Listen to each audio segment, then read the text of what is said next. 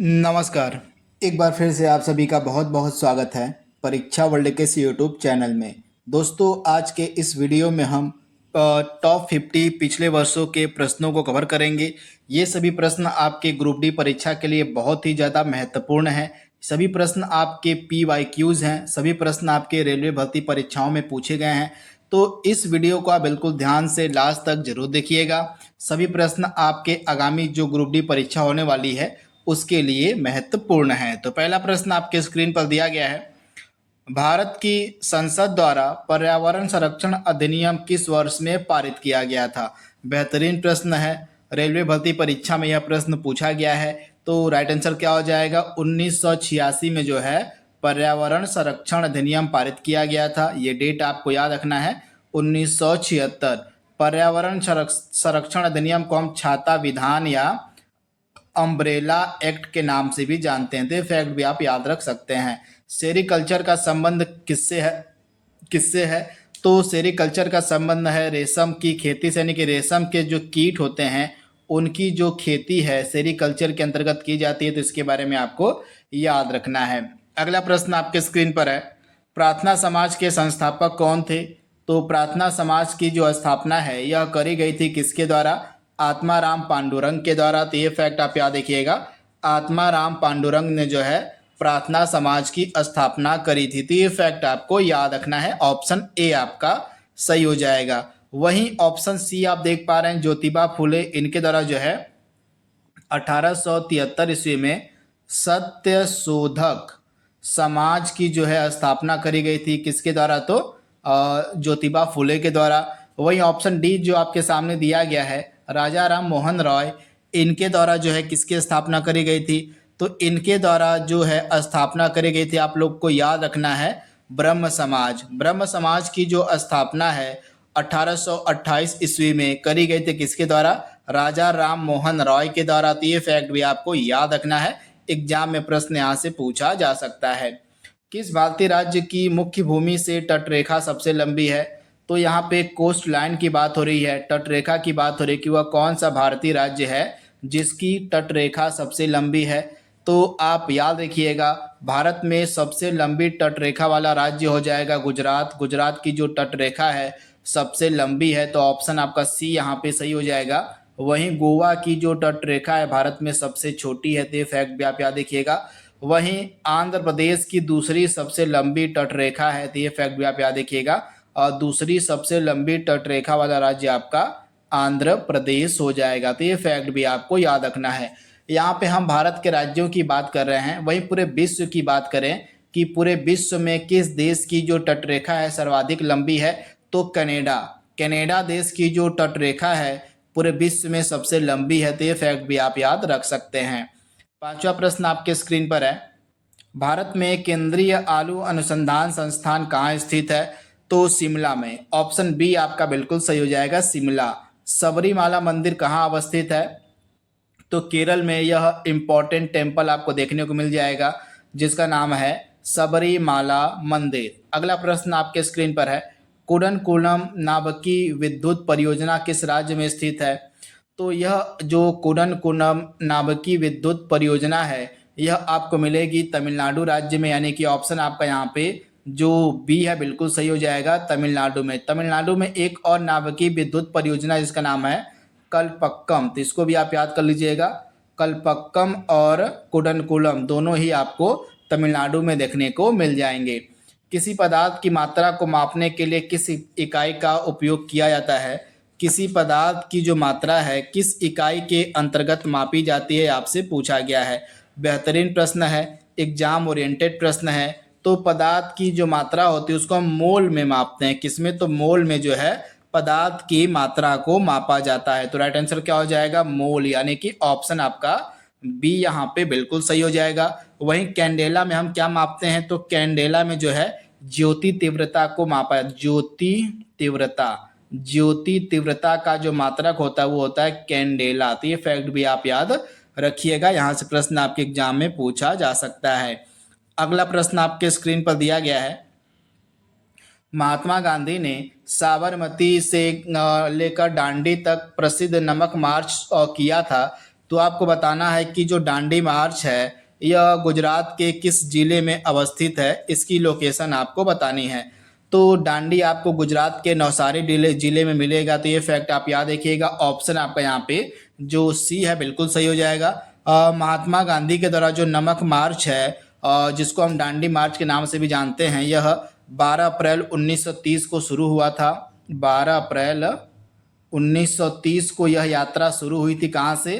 तो साबरमती आश्रम से इसको स्टार्ट किया गया था। साबरमती आश्रम से यह यात्रा स्टार्ट हुई थी। और किस दिन को यह दांडी पहुंचती है? तो महात्मा गांधी साबरमती से अपने 78 अनुयायियों के साथ जो है 6 अप्रैल को पहुंचते हैं। कहाँ पर? तो समुद्र के तट के निकट यह गांव आपको मिलेगा दांडी यहाँ पे पहुंचते हैं। और दांडी में ही जो है नमक कानून को महात्मा गांधी ने तोड़ा था। तो ये फैक्ट आपको याद रखना है। तो दांडी जो है गुजरात के नवसारी जिले में अवस्थित है। तो ये फैक्ट आप याद रखिएगा। अगला प्रश्न आपके स्क्रीन पर है, स्वराज्य मेरा जन्मसिद्ध अधिकार है, मैं और इसे लेकर रहूंगा, यह फेमस कथन किसके द्वारा कहा गया है? तो यह जो फेमस कथन है कहा गया है किसके द्वारा? स्वराज्य मेरा जन्मसिद्ध अधिकार है और मैं इसे लेकर रहूंगा, यह कहा था बाल गंगाधर तिलक ने। यानी कि ऑप्शन आपका बी यहाँ पे बिल्कुल सही हो जाएगा। बाल गंगाधर तिलक के द्वारा यह कहा गया था। तो इसके बारे में आपको याद रखना है। अगला प्रश्न आपके स्क्रीन पर है, उबंटू क्या है? तो उबंटू एक ऑपरेटिंग सिस्टम है, एक ओएस है। तो ऑप्शन आपका सी यहाँ पे बिल्कुल सही हो जाएगा। कंप्यूटर और इंटरनेट के डोमेन में जो यूआरएल का प्रयोग होता है, तो यूआरएल का पूरा नाम क्या होता है यहाँ पे पूछा गया है।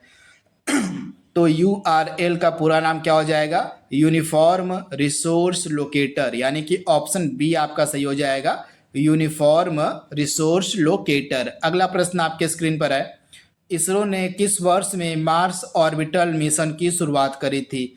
तो मार्स ऑर्बिटल मिशन की जो शुरुआत है इसरो के द्वारा कब करी गई थी? यहाँ पे डिटेल को आप देख सकते हैं। तो इसरो के द्वारा 2013 में जो है 5 नवंबर 2013 को मार्स ऑर्बिटर मिशन की शुरुआत करी गई थी। इसे जो है हम मंगलयान के नाम से भी जानते हैं। तथा इस मिशन को जो है आंध्र प्रदेश के श्रीहरिकोटा में स्थित सतीश धवन अंतरिक्ष केंद्र से PSLV रॉकेट के मदद से लॉन्च किया गया था। तो ये फैक्ट आपको याद रखना है। तो 5 नवंबर 2013 को इसको लॉन्च किया गया था। यहाँ पे मंगलयान की बात हो रही है। और चित्रकला की जो पट्टचित्र शैली है किस राज्य की सबसे पुरानी और लोकप्रिय यह कला है? तो यह उड़ीसा की सबसे पुरानी और लोकप्रिय कला है, जिसको हम चित्रकला की पट्टचित्र शैली के नाम से जानते हैं। 15वां प्रश्न आपके स्क्रीन पर है, इंटरनेशनल कोर्ट ऑफ जस्टिस का हेडक्वार्टर कहाँ पर है? तो अंतर्राष्ट्रीय न्यायालय यहाँ की, यानी कि यहाँ पे इंटरनेशनल कोर्ट ऑफ जस्टिस की बात हो रही है। तो इसका हेडक्वार्टर आपको मिलेगा द हेग में। यानी कि ऑप्शन बी आपका सही हो जाएगा। गोबी मरुस्थल किस महाद्वीप में स्थित है? यहाँ पे लोकेशन पूछी गई है कि जो फेमस गोबी मरुस्थल है, गोबी रेगिस्तान है, यह किस महाद्वीप में स्थित है? तो आप सभी को याद रखना है जो फेमस गोबी मरुस्थल है इसकी लोकेशन आप याद रखिएगा, यह एशिया महाद्वीप में स्थित है। तो ये चीज़ आपको याद रखनी है। राइट आंसर क्या हो जाएगा? एशिया महाद्वीप का यह एक इम्पॉर्टेंट मरुस्थल है जिसका नाम है गोबी मरुस्थल। तो ये फैक्ट आपको याद रखना है। ऑप्शन आपका यहाँ पे जो सी है बिल्कुल सही हो जाएगा।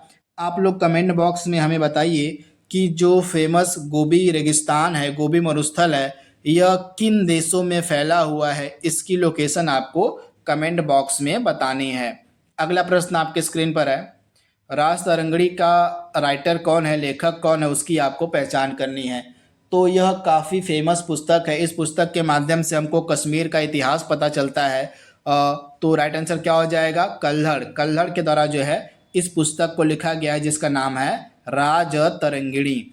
पानीपत का दूसरा युद्ध अकबर और हेमू के बीच किस वर्ष में हुआ था?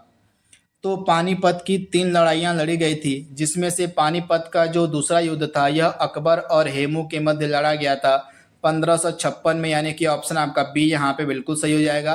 पहला युद्ध 1526 में हुआ था और तीसरा युद्ध जो है 1761 में हुआ था। तो इनके बारे में आपको याद रखना है। यहाँ पे डिटेल भी आप देख सकते हैं।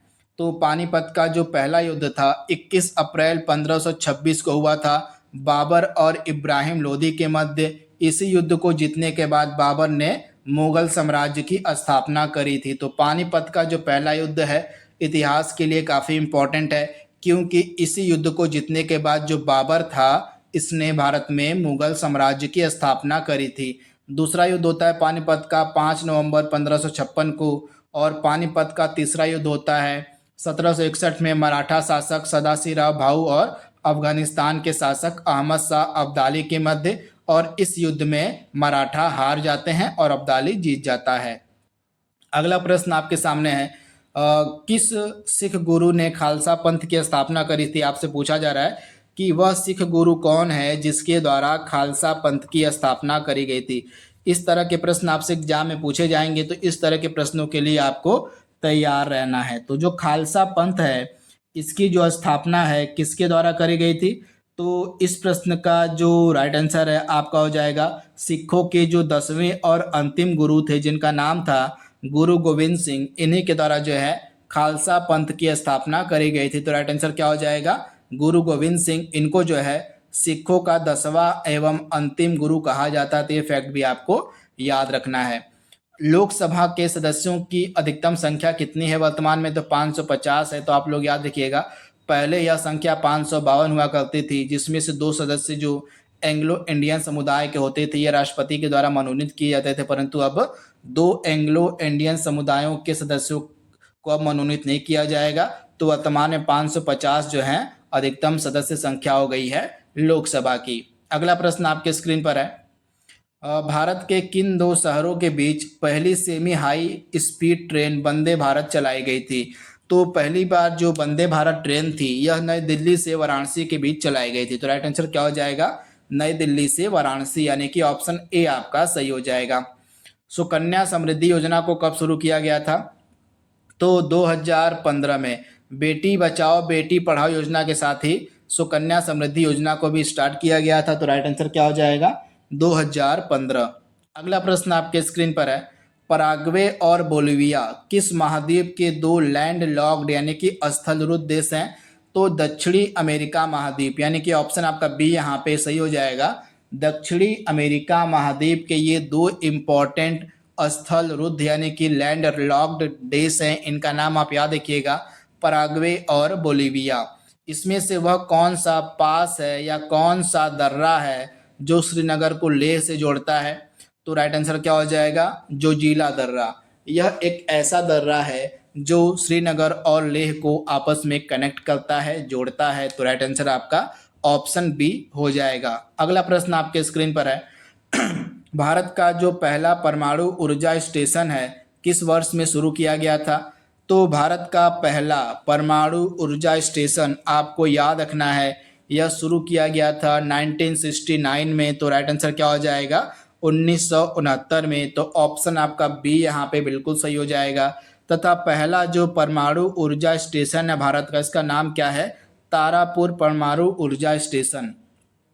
तारापुर परमाणु ऊर्जा स्टेशन भारत का पहला परमाणु ऊर्जा स्टेशन था। और कहाँ पर स्टार्ट किया गया था इसको? तो महाराष्ट्र में इसको स्टार्ट किया गया था। तो ये सारे फैक्ट आप याद रख सकते हैं। अगला प्रश्न आपके स्क्रीन पर है, जो तिरंगा झंडा स्टुटगार्ट जो कि जर्मनी का एक शहर है यहाँ पर फहराया गया था मैडम भिकाजी कामा के द्वारा, उसे चोरी छिपे ब्रिटिश भारत कौन लाया था?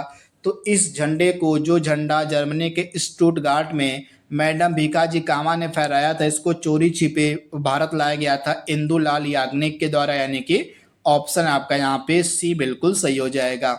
27वां प्रश्न आपके सामने है, भारत में राष्ट्रीय आय की गणना का सर्वप्रथम प्रयास किसके द्वारा किया गया था? तो भारत में राष्ट्रीय आय की गणना का पहली बार प्रयास किया गया था दादा भाई नौरोजी के द्वारा, यानी कि ऑप्शन आपका ए यहाँ पे सही हो जाएगा। इनको जो है grand old man of India के नाम से भी जानते हैं। तो ये फैक्ट आप याद रखिएगा।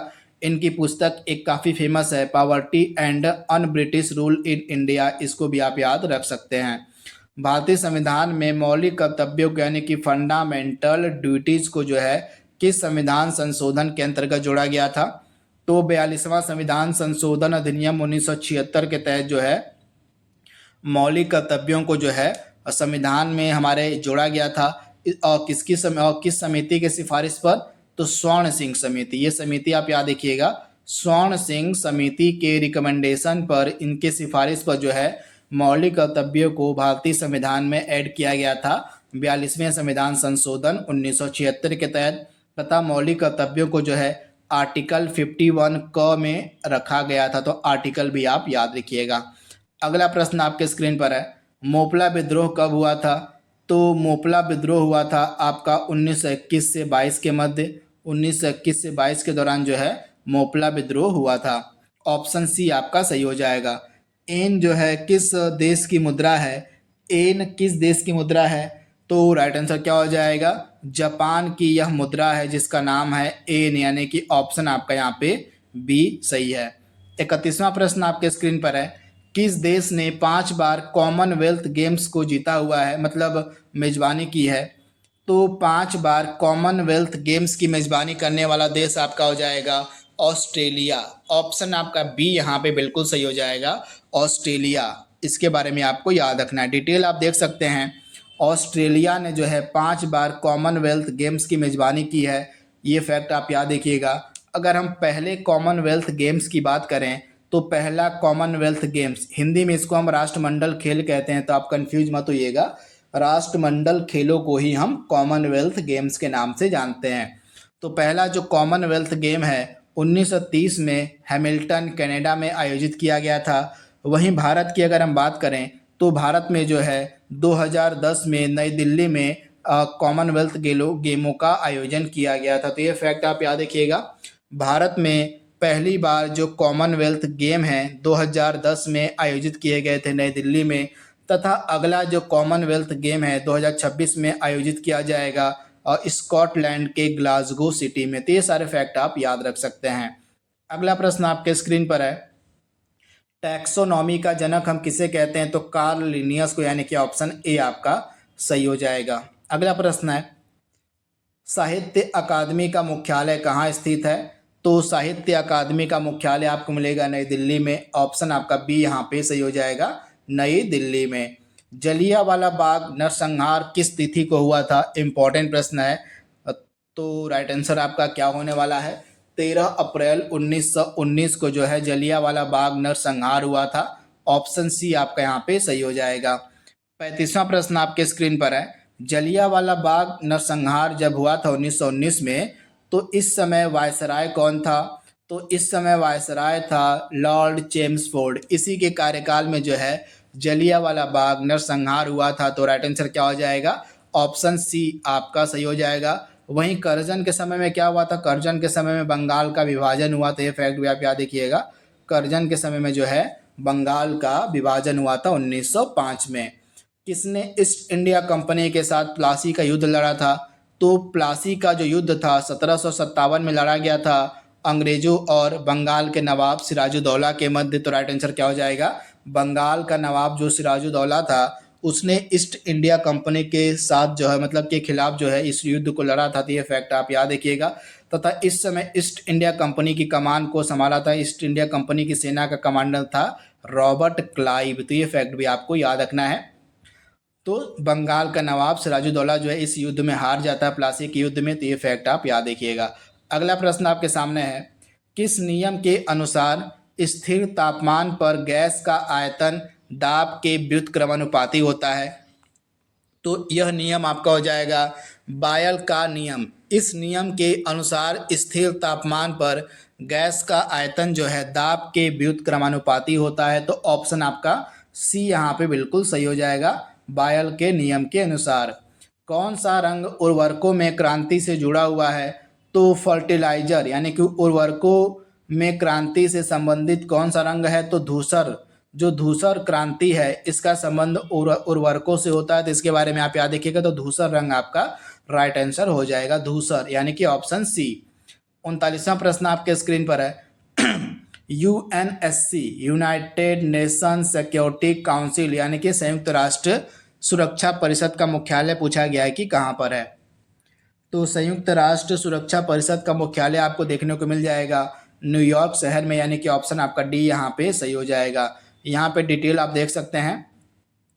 1945 में स्थापना हुई थी और न्यूयॉर्क में इसका हेडक्वार्टर है। संयुक्त राष्ट्र सुरक्षा परिषद में टोटल 15 सदस्य होते हैं, जिनमें से 5 परमानेंट यानी कि अस्थायी होते हैं और 10 नॉन परमानेंट यानी कि अस्थायी होते हैं। तो ये फैक्ट आप याद रखिएगा, जिसमें से 10 जो नॉन परमानेंट होते हैं सदस्य, ये प्रत्येक 2 वर्षों के लिए चुने जाते हैं। तो ये फैक्ट आप याद रखिएगा। वहीं जो 5 अस्थायी देश हैं, कौन कौन से हैं? तो 5 अस्थायी सदस्य हैं इस सुरक्षा परिषद के: चीन, फ्रांस, रूस, ग्रेट ब्रिटेन और संयुक्त राज्य अमेरिका। तो ये फैक्ट आप याद रखिएगा। अगला प्रश्न आपके सामने है, सापेक्षता का सिद्धांत किसके द्वारा प्रतिपादित किया गया था? तो अल्बर्ट आइंस्टीन, यानी कि ऑप्शन आपका यहाँ पे बी बिल्कुल सही हो जाएगा। आइंस्टीन ने जो है सापेक्षता का सिद्धांत दिया था। ऑप्शन बी आपको याद रखना है। 41वां प्रश्न आपके सामने है, भाभा परमाणु अनुसंधान केंद्र कहाँ स्थित है? तो इसका मुख्यालय आपको मुंबई में देखने को मिल जाएगा। तो आप लोग याद रखिएगा, भाभा परमाणु अनुसंधान केंद्र कहाँ पर है? तो मुंबई में है। भारत की संविधान सभा का विचार पहली बार किसने दिया था? तो एम.एन. रॉय ने। एम.एन. रॉय ने जो है पहली बार भारत की संविधान सभा का विचार प्रस्तुत किया था। तो ऑप्शन सी आपका सही हो जाएगा। 43वां प्रश्न आपके सामने है, 49वीं समानांतर रेखा किन 2 देशों के मध्य अवस्थित है? आपको बताना है कि जो 49वीं समानांतर रेखा है यह किन 2 देशों के मध्य स्थित है? तो राइट आंसर आपका क्या हो जाएगा? अमेरिका और कनाडा के मध्य। ये 2 देश हैं जिनके मध्य आपको 49वीं समानांतर रेखा देखने को मिल जाएगी। तो राइट आंसर क्या हो जाएगा? अमेरिका और कनाडा के मध्य, यानी कि ऑप्शन ए। निम्न में से कौन पहला भारतीय संचार उपग्रह है? तो भारत का पहला संचार उपग्रह कौन सा हो जाएगा? एप्पल। ऑप्शन बी आपका सही हो जाएगा। जो एप्पल है यह भारत का पहला संचार उपग्रह है। तो ऑप्शन बी आपको याद रखना है। यहाँ पे डिटेल आप देख सकते हैं। भारत का पहला कम्युनिकेशन सैटेलाइट यानी कि संचार उपग्रह जिसका नाम है एप्पल, इसे आप याद रखिएगा। एप्पल का पूरा नाम क्या था? तो एरियन पैसेंजर पेलोड एक्सपेरिमेंट। तो ये फैक्ट आप याद रखिएगा। इसे जो है एरियन 1 वाहन से 19 जून 1981 को फ्रेंच गुयाना से लॉन्च किया गया था। यह इसरो का पहला स्वदेशी और प्रायोगिक संचार उपग्रह था। तो ये सारे फैक्ट आपको याद रखना है। अगला प्रश्न आपके स्क्रीन पर है, प्रसिद्ध गोल गुंबद कहाँ स्थित है? तो कर्नाटक के बीजापुर में। कर्नाटक के बीजापुर में आपको गोल गुंबद देखने को मिल जाएगा। तो राइट आंसर क्या हो जाएगा? Option B. और लीचेन जो होते हैं ये किसके सूचक होते हैं? तो ये वायु प्रदूषण के सूचक माने जाते हैं। ऑप्शन ए आपका सही हो जाएगा, वायु प्रदूषण के। अगला प्रश्न आपके स्क्रीन पर है, फायर ब्लाइट रोग किससे संबंधित है? तो यह जो रोग है आपको एप्पल में यानी कि सेब में देखने को मिल जाएगा। ऑप्शन सी आपका सही हो जाएगा। यूनेस्को के द्वारा सांची स्तूप को विश्व धरोहर सूची में कब शामिल किया गया था? यानी कि विश्व धरोहर स्थल जो है कब घोषित किया गया था? जो सांची का स्तूप है उसको। बेहतरीन प्रश्न है, एग्जाम ओरिएंटेड प्रश्न है। तो राइट आंसर क्या हो जाएगा? 1989 में। ये फैक्ट आप याद रखिएगा। 1989 में यूनेस्को के द्वारा सांची स्तूप को जो है विश्व धरोहर स्थल घोषित किया गया था। तो राइट आंसर क्या हो जाएगा? 1989 में। तथा जो सांची का स्तूप है फेमस, और यह आपको मध्य प्रदेश में देखने को मिल जाएगा। तो राइट आंसर क्या हो जाएगा? 1989। यहाँ पे डिटेल आप देख सकते हैं। भारत में सर्वप्रथम बार वर्ष 1983 में जो है एलोरा की गुफाओं को जो है विश्व विरासत स्थल घोषित किया गया था। तो ये फैक्ट आप याद रखिएगा। इसके अलावा 1983 में 2 अन्य स्थलों को जो है विश्व विरासत स्थल घोषित किया गया था। और यहाँ पे हमने बात कर ली एलोरा की। इसके अलावा ताजमहल, आगरा का जो ताजमहल है उसको, और जो अजंता की गुफाएं हैं उसको, इन दोनों को, सॉरी यहाँ पर एक सेकेंड। तो यहाँ पे 1983 में अजंता और एलोरा की गुफाएं हो गई, आगरा का ताजमहल हो गया और आगरा का किला। इन चारों को ही जो है 1983 में जो है यूनेस्को के विश्व विरासत स्थल में शामिल किया गया था। तो ये फैक्ट आप याद रखिएगा। तो राइट आंसर यहाँ पे आपका मतलब यहाँ पे आप याद कर लीजिएगा। सर्वप्रथम बार भारत में 1983 में एलोरा की गुफाओं को जो है विश्व विरासत स्थल घोषित किया गया था। और ठीक इसी वर्ष में 3 अन्य साइट्स को, अजंता की गुफाएं, आगरा का किला और आगरा का ताजमहल, इनको भी 1983 में ही विश्व विरासत स्थल घोषित किया गया था। वहीं भारत का एकदम लेटेस्ट का 83वां विश्व विरासत स्थल कौन सा यूनेस्को का? तो चराईदेव मोईदाम, यह असम में आपको देखने को मिलेगा। यह एक कल्चरल साइट है, यानी कि सांस्कृतिक स्थल है। इसको 2024 में भारत का एकदम नवीनतम विश्व धरोहर स्थल बनाया गया है, तो ये फैक्ट आप याद रखिएगा। वहीं भारत का 41वां विश्व धरोहर स्थल कौन सा है? तो शांति निकेतन। यह भारत का 41वां विश्व धरोहर स्थल, इसे सितंबर 2023 में यूनेस्को की विश्व विरासत सूची में शामिल किया गया था। वहीं भारत का जो 42वां यूनेस्को विश्व धरोहर स्थल, इसका नाम है होयसल मंदिर परिषद। ये कर्नाटक के बेलूर, हेलेबीड और सोमनाथपुर में स्थित है। इनको भी 2023 में यूनेस्को वर्ल्ड हेरिटेज साइट में घोषित किया गया था। तो 41वां, 42वां, 43वां एकदम लेटेस्ट के आपको याद रखने हैं। अगला प्रश्न आपके स्क्रीन पर है। HTTP का पूरा नाम यहाँ पे पूछा गया है कि क्या होता है? तो कंप्यूटर से रिलेटेड यह प्रश्न है। राइट आंसर क्या हो जाएगा? हाइपर टेक्स्ट ट्रांसफर प्रोटोकॉल इसको हम बोलते हैं। तो राइट आंसर आपका ऑप्शन ए आपका सही हो जाएगा, हाइपर टेक्स्ट ट्रांसफर प्रोटोकॉल। आज का लास्ट प्रश्न आपके स्क्रीन पर है। किस रक्त समूह यानी कि किस ब्लड ग्रुप वाले लोगों को सार्वभौमिक प्राप्तकर्ता कहा जाता है? तो सार्वभौमिक प्राप्तकर्ता हम बोलते हैं AB रक्त समूह को। वहीं सार्वभौमिक दाता कहते हैं हम O ब्लड ग्रुप वाले व्यक्तियों को जो है दाता बोलते हैं। यानी कि ये जो O ब्लड ग्रुप वाले व्यक्ति हैं, ये किसी को भी अपना ब्लड डोनेट कर सकते हैं, तो ये फैक्ट आप याद रखिएगा। वहीं AB रक्त समूह वाले जो व्यक्ति होते हैं, इनको जो है सार्वभौमिक प्राप्तकर्ता हम कहते हैं, क्योंकि ये किसी भी रक्त समूह से ब्लड ले सकते हैं। तो ये सारे फैक्ट आपको याद रखना है। तो इस प्रकार से 50 इंपॉर्टेंट प्रीवियस ईयर प्रश्नों को हमने कवर कर लिया है। यह वीडियो आपके ग्रुप डी की परीक्षा के लिए बहुत ही ज़्यादा महत्वपूर्ण है। तो आज के लिए बस इतना ही। Thank you, thanks for watching, thank you. नमस्कार, एक बार फिर से आप सभी का बहुत बहुत स्वागत है परीक्षा वर्ल्ड के इस यूट्यूब चैनल में। दोस्तों, RRB ग्रुप डी 2025 की परीक्षा के लिए प्रीवियस ईयर क्वेश्चंस की जो हम सीरीज चला रहे हैं, उसका भाग 2 यहाँ पे हम कवर करने वाले हैं। इस सीरीज के पार्ट 1 में हमने 50 और प्रीवियस ईयर क्वेश्चंस को देखा था, तथा भाग 2 में आज हम फिर से 50 प्रश्नों को यहाँ पे कवर करने वाले हैं। सभी प्रश्न आपके ग्रुप डी परीक्षा के लिए बहुत ही ज़्यादा महत्वपूर्ण हैं। जो भी प्रश्न आज के इस वीडियो में हम कवर करेंगे, सभी प्रश्न आपके रेलवे भर्ती परीक्षाओं में पूछे हुए हैं। तो आइए वीडियो को स्टार्ट करते हैं। पहला प्रश्न आपके स्क्रीन पर है। कांग्रेस के किस अधिवेशन में स्वराज की प्राप्ति का आह्वान किया गया था? तो कांग्रेस का जो अधिवेशन हुआ था 1906 का, कहाँ पर? कलकत्ता में हुआ था। इसकी अध्यक्षता करी गई थी दादा भाई नौरोजी के द्वारा। तो इसी अधिवेशन में ही दादा भाई नौरोजी के द्वारा स्वराज की प्राप्ति का आह्वान किया गया था। तो ऑप्शन आपका बी यहाँ पे बिल्कुल सही हो जाएगा, कलकत्ता अधिवेशन 1906। रॉबर्ट हुक के द्वारा किसकी खोज करी गई थी? तो कोशिका की खोज जो है रॉबर्ट हुक के द्वारा करी गई थी। ऑप्शन ए आपका सही हो जाएगा, कोशिका। अगला प्रश्न है, भारत की पहली सुपरफास्ट ट्रेन का क्या नाम है? तो डेक्कन क्वीन। ऑप्शन बी आपका यहाँ पे सही हो जाएगा। भारत की जो सुपरफास्ट ट्रेन है पहली, उसका नाम आप याद रखिएगा, डेक्कन क्वीन। ऑप्शन बी आपका यहाँ पे सही है। सांसद आदर्श ग्राम योजना का प्रेरणा स्रोत किसे माना जाता है? तो सांसद आदर्श ग्राम योजना का प्रेरणा स्रोत माना जाता है महात्मा गांधी को, यानी कि ऑप्शन सी आपका यहाँ पे सही होने वाला है। अगला प्रश्न आपके स्क्रीन पर है। भारत का पहला सुपर कंप्यूटर कौन सा है? तो भारत का पहला सुपर कंप्यूटर नाम आप याद रखिएगा, CDAC, और यहाँ पे परम 800, और इसका निर्माण कराया गया था।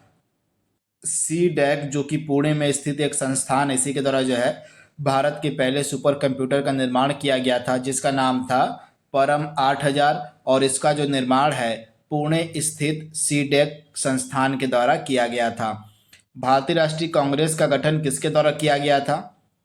तो भारतीय राष्ट्रीय कांग्रेस का गठन किया गया था A.O. ह्यूम के द्वारा। कब किया गया था? तो कांग्रेस की जो स्थापना है 28 दिसंबर 1885 को की गई थी, मुंबई के गोकुलदास तेजपाल विश्वविद्यालय में। तो ये फैक्ट आप याद रखिएगा।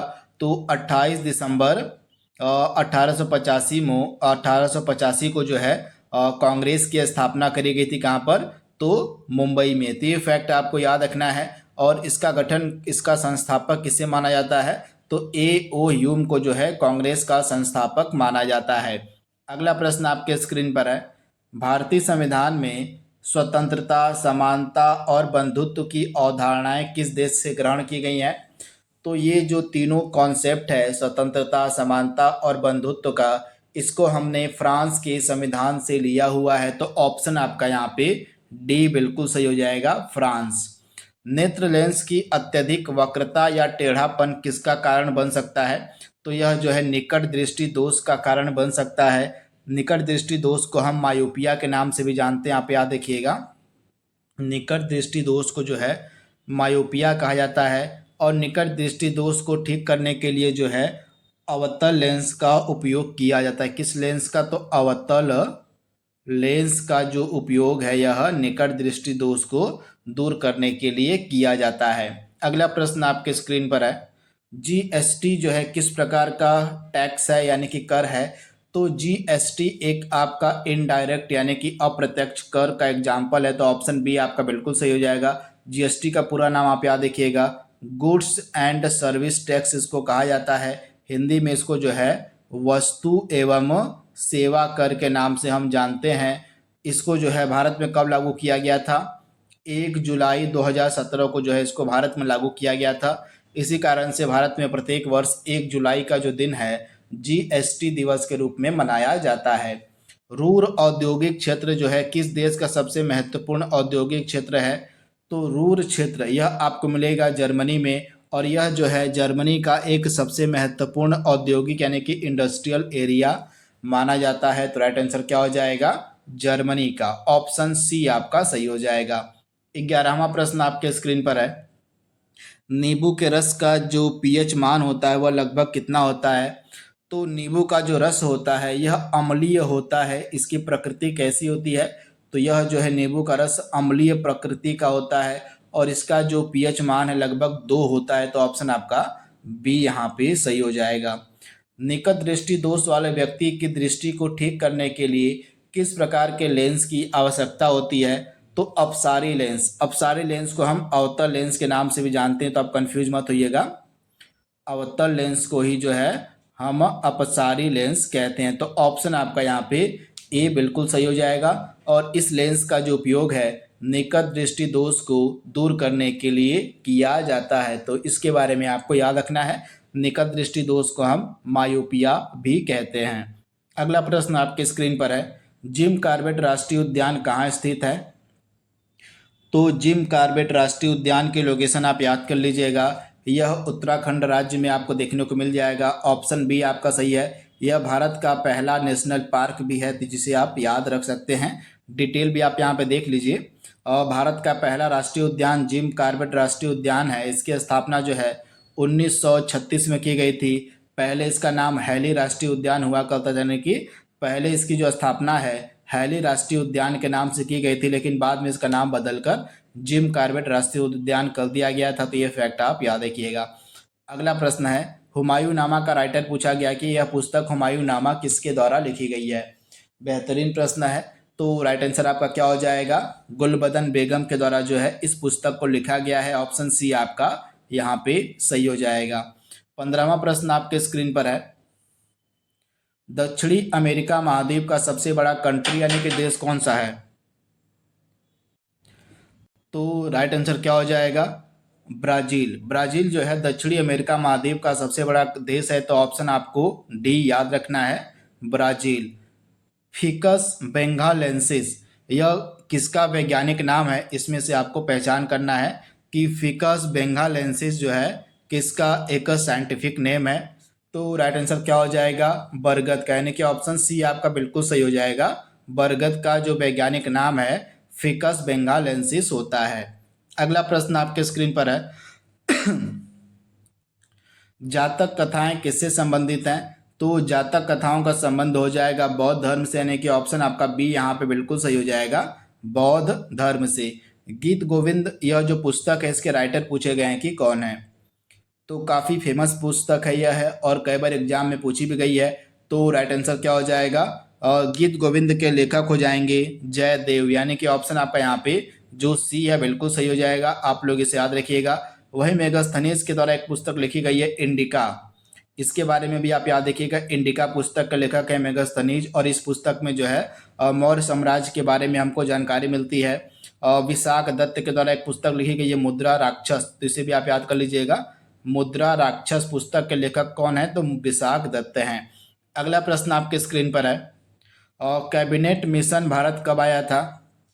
इम्पोर्टेंट प्रश्न है। आपसे पूछा क्या गया है कि जो कैबिनेट मिशन है यह भारत कब आया था? तो 24 मार्च 1946 को। एकदम पूरी डेट आप याद कर लीजिएगा। 24 मार्च 1946 को जो है कैबिनेट मिशन भारत आया था। इस कैबिनेट मिशन में 3 सदस्य थे। कौन कौन? पैथिक लॉरेंस, स्टेफोर्ड क्रिप्स और एवी अलेक्जेंडर। इन 3 सदस्यों के नाम भी आप याद कर लीजिएगा। कैबिनेट मिशन के 3 सदस्य थे, पैथिक लॉरेंस, स्टेफोर्ड क्रिप्स तथा एवी अलेक्जेंडर। और यह जो कैबिनेट मिशन था 24 मार्च 1946 को भारत आया था। तो ये फैक्ट आप याद रखिएगा, यहाँ से प्रश्न आपके एग्जाम में देखने को मिल सकता है। अगला प्रश्न आपके स्क्रीन पर है, महात्मा गांधी के द्वारा भारतीय राष्ट्रीय कांग्रेस के किस सत्र की अध्यक्षता करी गई थी?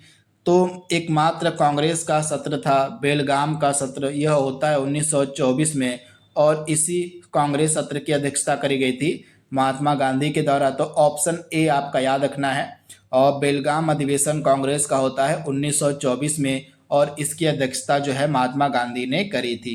अगला प्रश्न आपके स्क्रीन पर है, इब्न बतूता कहाँ का रहने वाला था?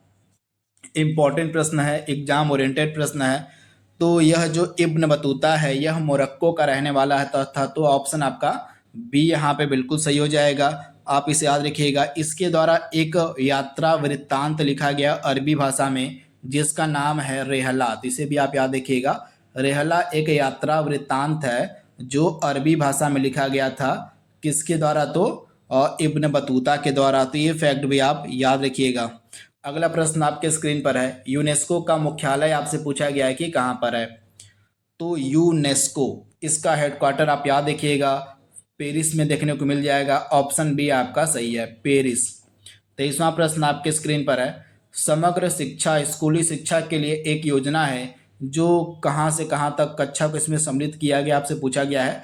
तो समग्र शिक्षा में जो है प्री नर्सरी से लेके कक्षा 12 तक सभी को सम्मिलित किया गया है। तो ऑप्शन आपका ए यहाँ पे सही हो जाएगा। 24वां प्रश्न आपके स्क्रीन पर है, लोकसभा और राज्यसभा के संयुक्त बैठक की जो अध्यक्षता है किसके द्वारा करी जाती है? तो एक चीज़ आप याद रखिएगा, यह जो ज्वाइंट सेशन है, यह जो संयुक्त बैठक है, इसको भारतीय संविधान के अनुच्छेद 108 के तहत प्रेसिडेंट ऑफ इंडिया के द्वारा बुलाया जाता है। तो ये फैक्ट आप याद रखिएगा। भारत के जो राष्ट्रपति होते हैं उन्हीं के द्वारा आर्टिकल 108 के अंतर्गत संयुक्त बैठक को बुलाया जाता है। लेकिन इस बैठक की जो अध्यक्षता है करी जाती है लोकसभा के अध्यक्ष यानी कि लोकसभा के स्पीकर के द्वारा। तो ऑप्शन बी आपका बिल्कुल सही हो जाएगा। संयुक्त बैठक की जो अध्यक्षता है लोकसभा स्पीकर करते हैं, परंतु इस बैठक को बुलाता कौन है? तो भारत का राष्ट्रपति बुलाता है अनुच्छेद 108 के तहत। तो ये फैक्ट आपको याद रखना है। 25वां प्रश्न आपके स्क्रीन पर है, कावेरी नदी का उद्गम कहाँ से होता है? तो कर्नाटक में जो ब्रह्मगिरी की पहाड़ियाँ हैं यहीं से जो है कावेरी नदी का उद्गम होता है। तो आप लोग को याद रखना है, कर्नाटक में ब्रह्मगिरी की पहाड़ियों से जो है कावेरी नदी का उद्गम होता है। ऑप्शन बी आपको याद रखना है। भारत में सांप्रदायिक चुनाव पद्धति सबसे पहले किसके द्वारा शुरू की गई थी? तो मार्ले मिंटो सुधार जो था 1909 का, इसी के तहत जो है भारत में पहली बार सांप्रदायिक चुनाव पद्धति को शुरू किया गया था। तो ऑप्शन ए आपका बिल्कुल सही हो जाएगा, मार्ले मिंटो रिफॉर्म 1909। अगला प्रश्न आपके स्क्रीन पर है, विशिष्ट द्वैतवाद दर्शन के संस्थापक कौन है? आपसे पूछा जा रहा है। विशिष्ट द्वैतवाद दर्शन के संस्थापक का नाम आपको बताना है कि कौन है। तो राइट आंसर क्या हो जाएगा? रामानुजाचार्य। इनका नाम आपको याद रखना है। ये रामानुजाचार्य जो हैं ये विशिष्ट द्वैतवाद दर्शन के संस्थापक कहे जाते हैं। तो ये नाम आप याद रखिएगा। राइट आंसर क्या हो जाएगा? रामानुजाचार्य। यानी कि ऑप्शन जो आपका यहाँ पे दिया गया है ए वाला बिल्कुल सही हो जाएगा। यहाँ पे कुछ और दर्शन और उनके संस्थापक आप देख सकते हैं जो आपसे एग्जाम में पूछे जाएंगे। तो अद्वैतवाद की स्थापना करी गई थी शंकराचार्य के द्वारा। ये फैक्ट आप याद रखिएगा। अद्वैतवाद के संस्थापक कौन माने जाते हैं? तो शंकराचार्य माने जाते हैं। वहीं विशिष्टाद्वैतवाद के संस्थापक माने जाते हैं रामानुजाचार्य। इसके अलावा द्वैतवाद के संस्थापक आपके माने जाते हैं मध्वाचार्य। शुद्धाद्वैतवाद के संस्थापक माने जाते हैं वल्लभाचार्य। तो ये सारे फैक्ट आप याद रखिएगा, यहाँ से प्रश्न आपके एग्जाम में देखने को मिल सकता है, तो ये चीज़ आप याद रख सकते हैं। इसके बाद अगला प्रश्न आपके स्क्रीन पर दिया गया है, 1 KB में कितने बाइट होते हैं आपको बताना है। 1 KB कितने बाइट के बराबर होती है, तो 1 KB में जो है 1024 बाइट होती है। तो ये फैक्ट आप याद रखिएगा, 1 KB में जो है 1024 बाइट होती है। तो ये फैक्ट आपको याद रखना है, ऑप्शन बी आपका सही हो जाएगा, तो इसे आप याद रखिएगा। तो इसको आप याद कर लीजिएगा, यहाँ से प्रश्न आपके एग्जाम में देखने को मिल सकता है। भगवान महावीर का यहाँ पे मूल नाम पूछा गया है कि क्या था, तो भगवान महावीर का मूल नाम क्या था, वर्धमान था। तो ऑप्शन आपका यहाँ पे बी बिल्कुल सही हो जाएगा, वर्धमान, ऑप्शन बी। जुजीना टनल कहाँ पर स्थित है, तो यह जो टनल है, यह जो सुरंग है, जो जिला आपको देखने को मिल जाएगी जम्मू कश्मीर में, यानी कि ऑप्शन आपका सी यहाँ पे 100% सही हो जाएगा। अगला प्रश्न आपके स्क्रीन पर है, रिपब्लिक पुस्तक किसके द्वारा लिखी गई है, तो प्लेटो के द्वारा, ऑप्शन बी आपका बिल्कुल सही हो जाएगा। इस पुस्तक का लेखक कौन है, तो प्लेटो है। 2014 में किस भारतीय राज्य की स्थापना करी गई थी, तो भारत का एकदम नवीनतम स्टेट है, नवीनतम राज्य है तेलंगाना। इसकी स्थापना जो है 2014 में 2 जून 2014 को की गई थी। ये फैक्ट आप याद रखिएगा, 2 जून 2014 को जो है तेलंगाना की स्थापना करी गई थी। तो ऑप्शन सी आपका यहाँ पे सही हो जाएगा। यहाँ पे कुछ और राज्यों को आप देख लीजिए, तो ये एकदम नवीनतम स्थापित राज्य हैं हमारे देश के। उत्तराखंड की स्थापना करी गई थी 9 नवंबर 2000 को। किससे अलग कर, उत्तर प्रदेश से अलग एक अलग राज्य की स्थापना करी गई थी उत्तराखंड की 9 नवंबर 2000 को। वहीं बिहार से अलग झारखंड की स्थापना करी गई थी 15 नवंबर 2000 को। तथा तेलंगाना की जो स्थापना है आंध्र प्रदेश से अलग करी गई थी 2 जून 2014 को। तो ये फैक्ट आप याद रखिएगा। अगला प्रश्न आपके स्क्रीन पर है, महान साहित्यिक रचना मृच्छकटिकम का लेखक कौन है, आपको बताना है। तो यह जो मृच्छकटिकम है इसका राइटर कौन हो जाएगा, तो मृच्छकटिकम काफ़ी इंपॉर्टेंट पुस्तक है और इसका जो राइटर है वो शूद्रक, यानी कि ऑप्शन आपका ए यहाँ पे बिल्कुल सही हो जाएगा।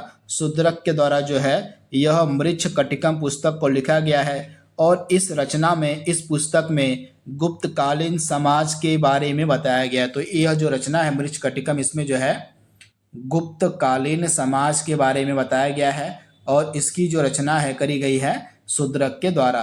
OECD आर्थिक सहयोग और विकास संगठन का हेडक्वार्टर कहाँ पर है, तो इसका हेडक्वार्टर आपको पेरिस में देखने को मिल जाएगा। तो ऑप्शन डी आपका सही हो जाएगा, पेरिस।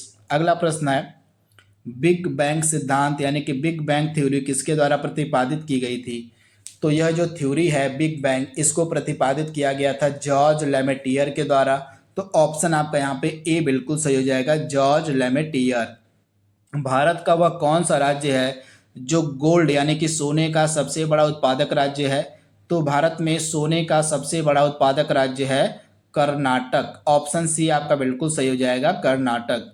अगला प्रश्न आपके स्क्रीन पर है, दास वंश की स्थापना किसके द्वारा करी गई थी, तो दास वंश का संस्थापक किसे माना जाता है, तो कुतुबुद्दीन ऐबक को। तो आप लोग याद रखिएगा, कुतुबुद्दीन ऐबक को जो है दास वंश का संस्थापक कहा जाता है। तो ऑप्शन सी आपका यहाँ पे सही हो जाएगा। भारत में निर्मित पहला नाभिकीय रिएक्टर कौन सा है, तो भारत में निर्मित पहला नाभिकीय रिएक्टर आपका हो जाएगा अप्सरा, यानी कि ऑप्शन सी आपका बिल्कुल सही हो जाएगा, अप्सरा। डिटेल आप देख सकते हैं यहाँ पे, भारत का पहला परमाणु रिएक्टर अप्सरा है जिसका शुभारंभ 4 अगस्त 1956 को किया गया था। तो ये सारे फैक्ट आप याद रखिएगा। अगला प्रश्न आपके स्क्रीन पर है, भारत में सार्वजनिक क्षेत्र के उद्योगों में डिसइन्वेस्टमेंट यानी कि विनिवेश प्रक्रिया किस वर्ष प्रारंभ की गई थी, तो जिस वर्ष में LPG रिफॉर्म आए थे 1991 में, तभी से जो है भारतीय उद्योगों में यानी कि जो सार्वजनिक क्षेत्र के उद्योग हैं उनमें विनिवेश की प्रक्रिया को प्रारंभ किया गया था। तो ऑप्शन आपका बी यहाँ पे बिल्कुल सही हो जाएगा, वर्ष 1991 से। 1912 में सिविल सेवाओं के संबंध में रॉयल कमीशन के गठन के समय भारत का वायसराय कौन था, तो हार्डिंग द्वितीय था, यानी कि ऑप्शन आपका बी यहाँ पे बिल्कुल सही हो जाएगा। 1912 में जब सिविल सेवाओं के संबंध में रॉयल कमीशन का गठन किया गया था, तो उस समय वायसराय था हार्डिंग द्वितीय, यानी कि ऑप्शन बी आपका यहाँ पे सही हो जाएगा। अगला प्रश्न आपके स्क्रीन पर है। ऑपरेशन ग्रीन्स एक सरकारी योजना है जिसका उद्देश्य निम्न में से किन फसलों की आपूर्ति में स्थिरता लाना था? तो तीनों ही, प्याज, टमाटर और आलू, यानी कि उपर्युक्त सभी फसलों की आपूर्ति में स्थिरता लाने के लिए ऑपरेशन ग्रीन्स नामक एक सरकारी योजना को शुरू किया गया। तो ऑप्शन डी आपका यहाँ पे सही है। स्वच्छ भारत मिशन को कब शुरू किया गया था? तो 2 अक्टूबर 2014 को, ऑप्शन ए आपका सही हो जाएगा। इसी तिथि को जो है स्वच्छ भारत मिशन को स्टार्ट किया गया था, शुरू किया गया था 2 अक्टूबर 2014। 43वां प्रश्न आपके स्क्रीन पर है। इलेक्ट्रॉनिक रूप से सामान खरीदना या बेचना क्या कहलाता है, जिसको हम ई कॉमर्स के नाम से जानते हैं? तो ऑप्शन सी आपका सही हो जाएगा। राज्यसभा में अधिकतम कितने सदस्य होते हैं? तो राज्यसभा में अधिकतम सदस्यों की संख्या होती है 250, तो ऑप्शन बी आपका सही हो जाएगा 250। अगला प्रश्न आपके स्क्रीन पर है। 2011 की जनगणना के अनुसार भारत का सर्वाधिक साक्षर राज्य कौन सा है? तो यहाँ पे 2011 के जनगणना की बात हो रही है, तो सर्वाधिक साक्षर राज्य आपका केरल हो जाएगा, यानी कि केरल में सबसे अधिक साक्षरता है, लिटरेसी है। वहीं सबसे कम साक्षरता थी बिहार राज्य की। तो ये दोनों ही आप याद रखिएगा, सबसे कम बिहार, सबसे ज़्यादा साक्षरता केरल। बेटी बचाओ बेटी पढ़ाओ योजना को कब शुरू किया गया था? तो 2015 में 22 जनवरी 2015 को जो है बेटी बचाओ बेटी पढ़ाओ योजना को शुरू किया गया था। तो ये डिटेल भी आप देख लीजिए यहाँ पे। 22 जनवरी 2015 को हरियाणा के पानीपत से इसकी शुरुआत करी गई थी प्रधानमंत्री नरेंद्र मोदी के द्वारा। तो ये फैक्ट आप याद रखिएगा। अगला प्रश्न आपके स्क्रीन पर है। व्यवगत का सिद्धांत, यह जो नीति है किसके द्वारा तैयार की गई थी? तो इस नीति को तैयार किया गया था डलहौजी के द्वारा। ऑप्शन बी आपका बिल्कुल सही हो जाएगा, डलहौजी के द्वारा। फोर्स यानी कि बल का एस आई मात्रक क्या हो जाएगा? तो बल का एस आई मात्रक क्या होता है? न्यूटन होता है। ऑप्शन आपका बी यहाँ पे बिल्कुल सही हो जाएगा, न्यूटन। आज के सेशन के लास्ट 2 प्रश्न आपके सामने हैं। भारतीय अंतरिक्ष अनुसंधान समिति का गठन कब किया गया था? तो भारतीय अंतरिक्ष अनुसंधान समिति का गठन हुआ था 1962 में। वहीं भारतीय अंतरिक्ष अनुसंधान संगठन यानी कि इसरो का गठन हुआ था 15 अगस्त 1969 को। तो दोनों आप याद रखिएगा। इसरो अगर पूछे तो 1969 हो जाएगा, अगर भारतीय अंतरिक्ष अनुसंधान समिति पूछे तब राइट आंसर आपका हो जाएगा 1962। भारत का पहला जो उपग्रह था, सैटेलाइट था, आर्यभट्ट अंतरिक्ष यान, इसको कब प्रक्षेपित किया गया था? तो आर्यभट्ट को कब प्रक्षेपित किया गया था? 19 अप्रैल 1975 को। ऑप्शन आपका ए यहाँ पे बिल्कुल सही हो जाएगा। और यह जो आर्यभट्ट है यह भारत का पहला उपग्रह है। तो ये फैक्ट आप याद रखिएगा। और इसको जो है 19 अप्रैल 1975 को प्रक्षेपित किया गया था। तो इस प्रकार से आरआरबी ग्रुप डी 2025 की परीक्षा के लिए PYQ का भाग 2 जो है उसको हमने कंप्लीट कर लिया है।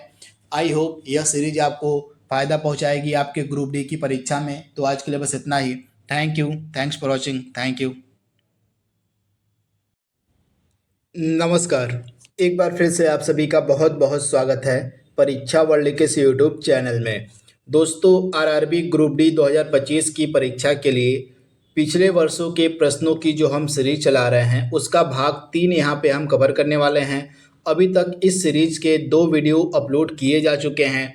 2 वीडियो में हमने 50-50 करके 100 प्रश्नों को कवर कर लिया है तथा आज के इस भाग 3 में हम 50 और बेहतरीन जो PYQ आपके बन सकते हैं रेलवे भर्ती परीक्षाओं की, उनको यहाँ पे हम कवर करने वाले हैं। यह सीरीज आपके ग्रुप डी परीक्षा 2025 के लिए बहुत ही ज़्यादा महत्वपूर्ण है, तो इस सीरीज को आप ध्यान से जरूर देख लीजिएगा। तो पहला प्रश्न आज का आपके सामने है, फिकस बेंगालेंसिस निम्न में से किसका वैज्ञानिक नाम है?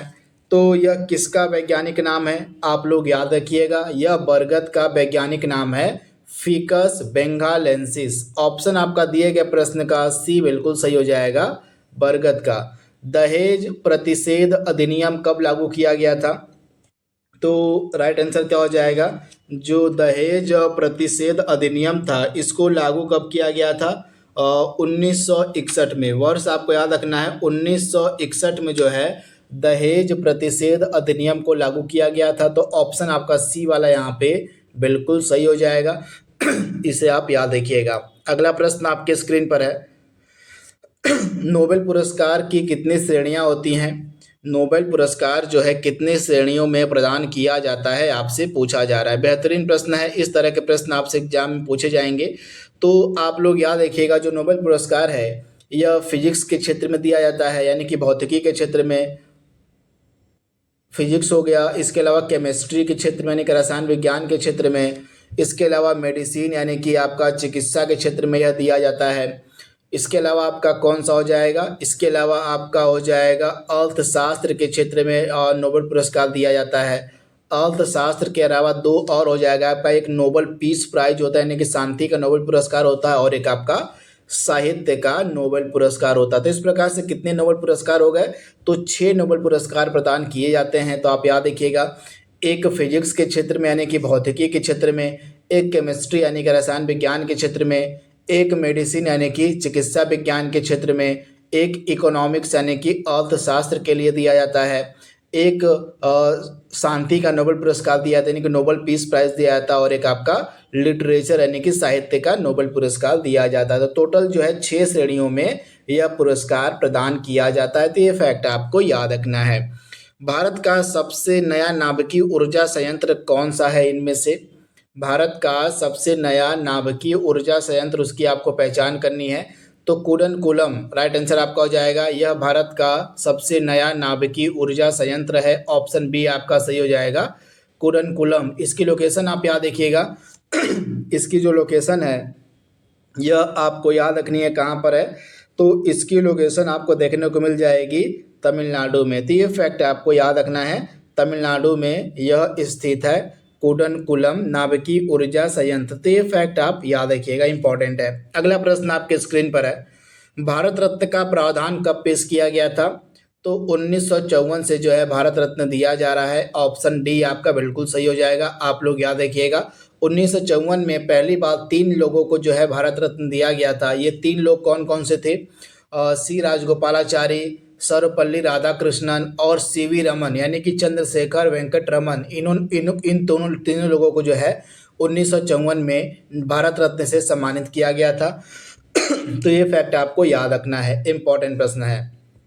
अगला प्रश्न आपके स्क्रीन पर है, सार्क में कितने सदस्य देश शामिल हैं? सार्क में कितने सदस्य देश हैं? तो टोटल जो है 8 सदस्य देश आपको देखने को मिल जाएंगे सार्क में, यानी कि ऑप्शन आपका बी यहाँ पे सही हो जाएगा। इसकी डिटेल को देख लेते हैं। तो सार्क का सबसे पहले आप फुल फॉर्म याद कर लीजिएगा, इसका पूरा नाम आपसे पूछा जा सकता है। तो दक्षिण एशियाई क्षेत्रीय सहयोग संगठन सार्क को कहा जाता है। इसके 8 सदस्य देश हैं, कौन कौन से?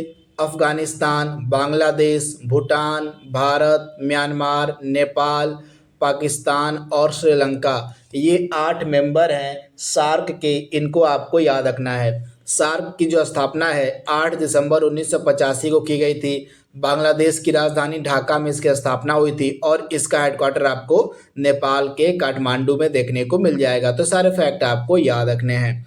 अगला प्रश्न आपके स्क्रीन पर है, 1931 का जो इंडियन नेशनल कांग्रेस हुआ था, यानी कि भारतीय राष्ट्रीय कांग्रेस का जो अधिवेशन हुआ था, इसकी अध्यक्षता किसके द्वारा करी गई थी? तो इसकी अध्यक्षता करी गई थी सरदार वल्लभ भाई पटेल के द्वारा, और यह 1931 का जो भारतीय राष्ट्रीय कांग्रेस का अधिवेशन था यह कराची में आयोजित किया गया था। तो ये फैक्ट आप याद रखिएगा। मीथेन का प्रतीक क्या होता है? तो मीथेन को हम जो है मार्स गैस भी कहते हैं, ये नाम भी आप याद कर लीजिएगा। मीथेन को मार्स गैस भी कहा जाता है, और इसका प्रतीक होता है CH4, यानी कि ऑप्शन आपका ए बिल्कुल सही हो जाएगा। CH4 इसका प्रतीक होता है। अगला प्रश्न आपके स्क्रीन पर है, अंग्रेजों ने भारत के साथ कितने युद्ध लड़े थे? तो आंग्ल मैसूर युद्ध की यहाँ पे बात हो रही है। तो जो टोटल जो है 4 आंग्ल मैसूर युद्ध हुए थे, इनको आप याद रखिएगा कितने, तो टोटल जो है 4 आंग्ल मैसूर युद्ध लड़े गए थे। तो ऑप्शन आपका बी यहाँ पे बिल्कुल सही हो जाएगा। इन चारों की डेट आप याद कर लीजिएगा, आपके सामने मेंशन है। तो पहला आंग्ल मैसूर युद्ध आपका हुआ था 1967 से 69 के बीच। दूसरा आंग्ल मैसूर युद्ध होता है 1780 से 1784 के बीच। तीसरा आंग्ल मैसूर युद्ध होता है 1790 से 1792 के बीच। और चौथा आंग्ल मैसूर युद्ध होता है 1799 में। तो ये फैक्ट आप याद रखिएगा। और चौथे आंग्ल मैसूर युद्ध में ही टीपू सुल्तान की जो है मृत्यु भी हो जाती है। तो ये फैक्ट आपको याद रखना है। पहला और दूसरा जो आंग्ल मैसूर युद्ध था यह जारी रखा था हैदर अली ने। हैदर अली के द्वारा जो है पहला और दूसरा आंग्ल मैसूर युद्ध किया गया था। पहला युद्ध हैदर अली जीत जाता है, लेकिन दूसरा युद्ध जो है हैदर अली हार जाता है और इसकी मृत्यु हो जाती है। फिर हैदर अली की मृत्यु के बाद तीसरा जो इस युद्ध को जो है कंटिन्यू रखा जाता है टीपू सुल्तान के द्वारा। फिर आगे चलकर चौथे आंग्ल मैसूर युद्ध में टीपू सुल्तान भी हार जाता है और इसकी मृत्यु हो जाती है श्रीरंगपट्टनम के किले में। तो ये फैक्ट आप याद रखिएगा। अगला प्रश्न आपके स्क्रीन पर है, लक्षद्वीप समूह और अंडमान निकोबार द्वीप समूह के समुद्र तट सहित भारत की समुद्र तट की लंबाई लगभग कितनी है, यहाँ पे पूछा गया है। तो 7517 किलोमीटर लगभग लंबाई है भारत के समुद्र तट की, यानी कि ऑप्शन आपका डी यहाँ पे बिल्कुल सही हो जाएगा। ऑप्शन डी आप याद रखिएगा। अगला प्रश्न आपके स्क्रीन पर है, साइमन कमीशन भारत कब आया था? बेहतरीन प्रश्न है। तो साइमन कमीशन भारत आता है 1928 में। ऑप्शन आपका यहाँ पे बी बिल्कुल सही हो जाएगा। 1928 में साइमन कमीशन भारत आया था। तो ये डेट आपको याद रखनी है। बेहतरीन प्रश्न है। अगला प्रश्न आपकी स्क्रीन पर है, मानव शरीर में कौन सा अंग पित्त रस का उत्पादन करता है? बेहतरीन प्रश्न है। पित्त रस मतलब बाइल जूस की यहाँ पे बात हो रही है। कौन उत्पादित करता है? तो हमारा लीवर, यानी कि हमारा जो यकृत होता है, मनुष्य के शरीर का जो लीवर होता है, इसी के द्वारा पित्त रस का उत्पादन किया जाता है। तो ऑप्शन डी आपका यहाँ पे सही हो जाएगा। अगला प्रश्न है, राजा रवि वर्मा क्यों प्रसिद्ध थे? तो यह एक फेमस पेंटर थे, यानी कि चित्रकार थे। अपनी चित्रकारी के लिए यह फेमस थे। ऑप्शन आपका बी यहाँ पे बिल्कुल सही हो जाएगा। अपनी चित्रकारी के लिए यह प्रसिद्ध थे। इनका नाम आप याद रखिएगा, राजा रवि वर्मा। अकबर सम्राट कब बनता है? बेहतरीन प्रश्न है। तो अकबर सम्राट बनता है जो है 1556 में। तो ये डेट आप याद रखिएगा, 1556 में अकबर सम्राट बनता है। ऑप्शन सी आप याद रखिएगा। अगला प्रश्न आपके स्क्रीन पर है, प्रथम पंचवर्षीय योजना का मुख्य ध्यान किस पर था? तो पहली जो पंचवर्षीय योजना थी यह किस पर जो है निर्भर थी? तो कृषि क्षेत्र पर। पूरी तरह से इसका जो ध्यान था यह कृषि क्षेत्र पर दिया गया था। तो ये फैक्ट आप याद रखिएगा। प्रथम पंचवर्षीय योजना जो है पूरी तरह से कृषि क्षेत्र पर निर्भर थी। तो ये फैक्ट आपको याद रखना है। ऑप्शन आपका यहाँ पे बी बिल्कुल सही हो जाएगा। 1951 से लेके 56 तक चली थी पहली पंचवर्षीय योजना थी। ये फैक्ट आप याद रखिएगा, इंपॉर्टेंट है।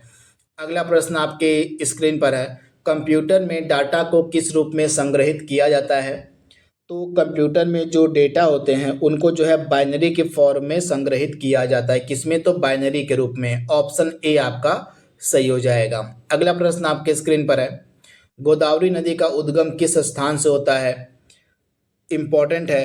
तो आप लोग याद रखिएगा, गोदावरी नदी का जो उद्गम है यह महाराष्ट्र से होता है। ऑप्शन आपका यहाँ पे सी बिल्कुल सही हो जाएगा, महाराष्ट्र के नासिक से। महाराष्ट्र में कहाँ? तो महाराष्ट्र के नासिक से जो है इसका उद्गम होता है। अगला प्रश्न आपके स्क्रीन पर है, हिंदुस्तान रिपब्लिकन एसोसिएशन का गठन कब किया गया था? तो हिंदुस्तान रिपब्लिकन एसोसिएशन, एक आपका है HRA है और एक आपका है HSRA।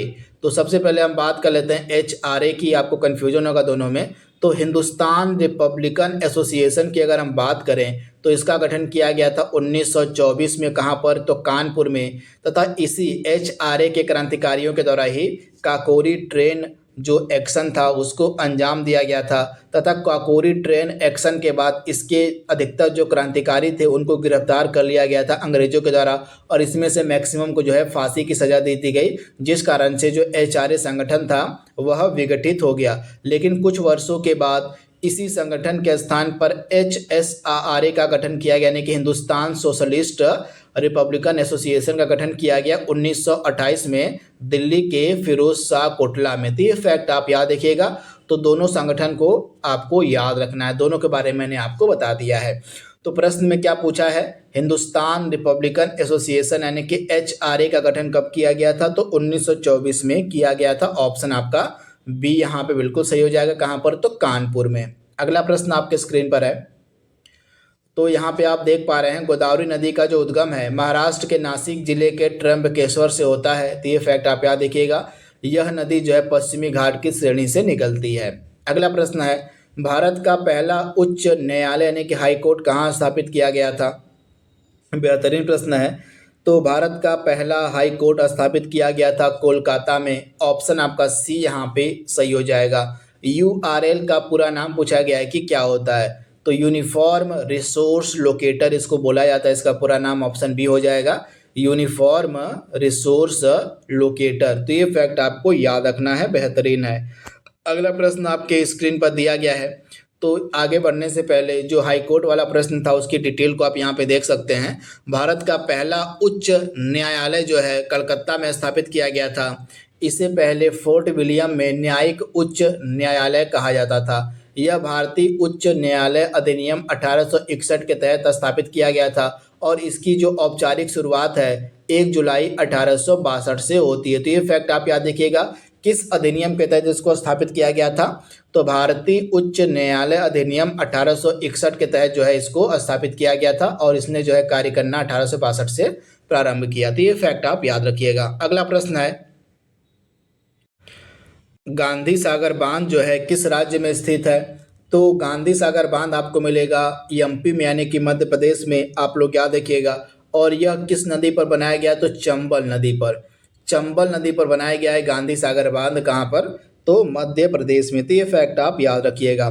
भारतीय संविधान में पहला संशोधन कब किया गया था, तो पहला अमेंडमेंट यानी कि पहला संशोधन 1951 में किया गया था। ऑप्शन आपका बी यहाँ पे 100% सही हो जाएगा, 1951 में। अगला प्रश्न आपके सामने है, पोखरण परमाणु परीक्षण द्वितीय जो हुआ था इसका कोड नेम पूछा गया है कि क्या था।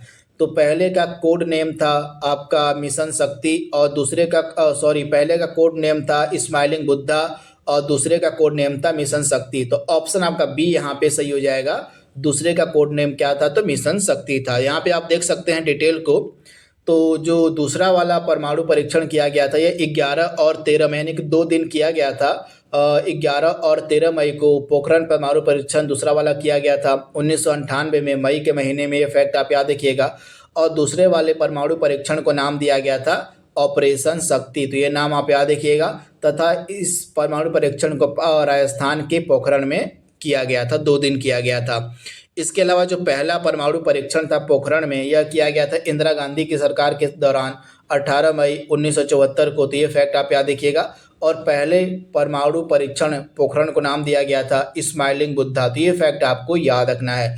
पहला वाला जो पोखरण का परमाणु परीक्षण हुआ था इस समय सरकार थी श्रीमती इंदिरा गांधी की, और दूसरे वाले के समय सरकार थी किसकी, तो अटल बिहारी वाजपेयी जी की। तो दोनों के बारे में आपको याद रखना है। अगला प्रश्न है, सांची के स्तूप का निर्माण किसने करवाया था, तो MP का मध्य प्रदेश का जो सांची का स्तूप है यह निर्मित करवाया गया था अशोक के द्वारा, यानी कि ऑप्शन बी आपका बिल्कुल सही हो जाएगा, सम्राट अशोक के द्वारा। अगला प्रश्न है, भारत का सबसे बड़ा बॉक्साइट उत्पादक राज्य कौन सा है, तो आप लोग याद रखिएगा भारत में सबसे ज़्यादा जो बॉक्साइट है यह उड़ीसा में होता है। ऑप्शन ए आपका सही हो जाएगा।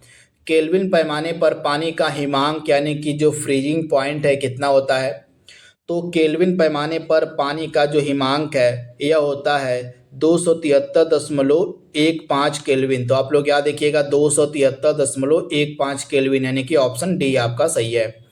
अगला प्रश्न है, ताजमहल परिसर का निर्माण कब शुरू हुआ था। बेहतरीन प्रश्न है। तो ताजमहल परिसर का जो निर्माण है यह स्टार्ट हुआ था 1632 ईस्वी में। ऑप्शन आपका यहाँ पे बी बिल्कुल सही हो जाएगा, 1632 में।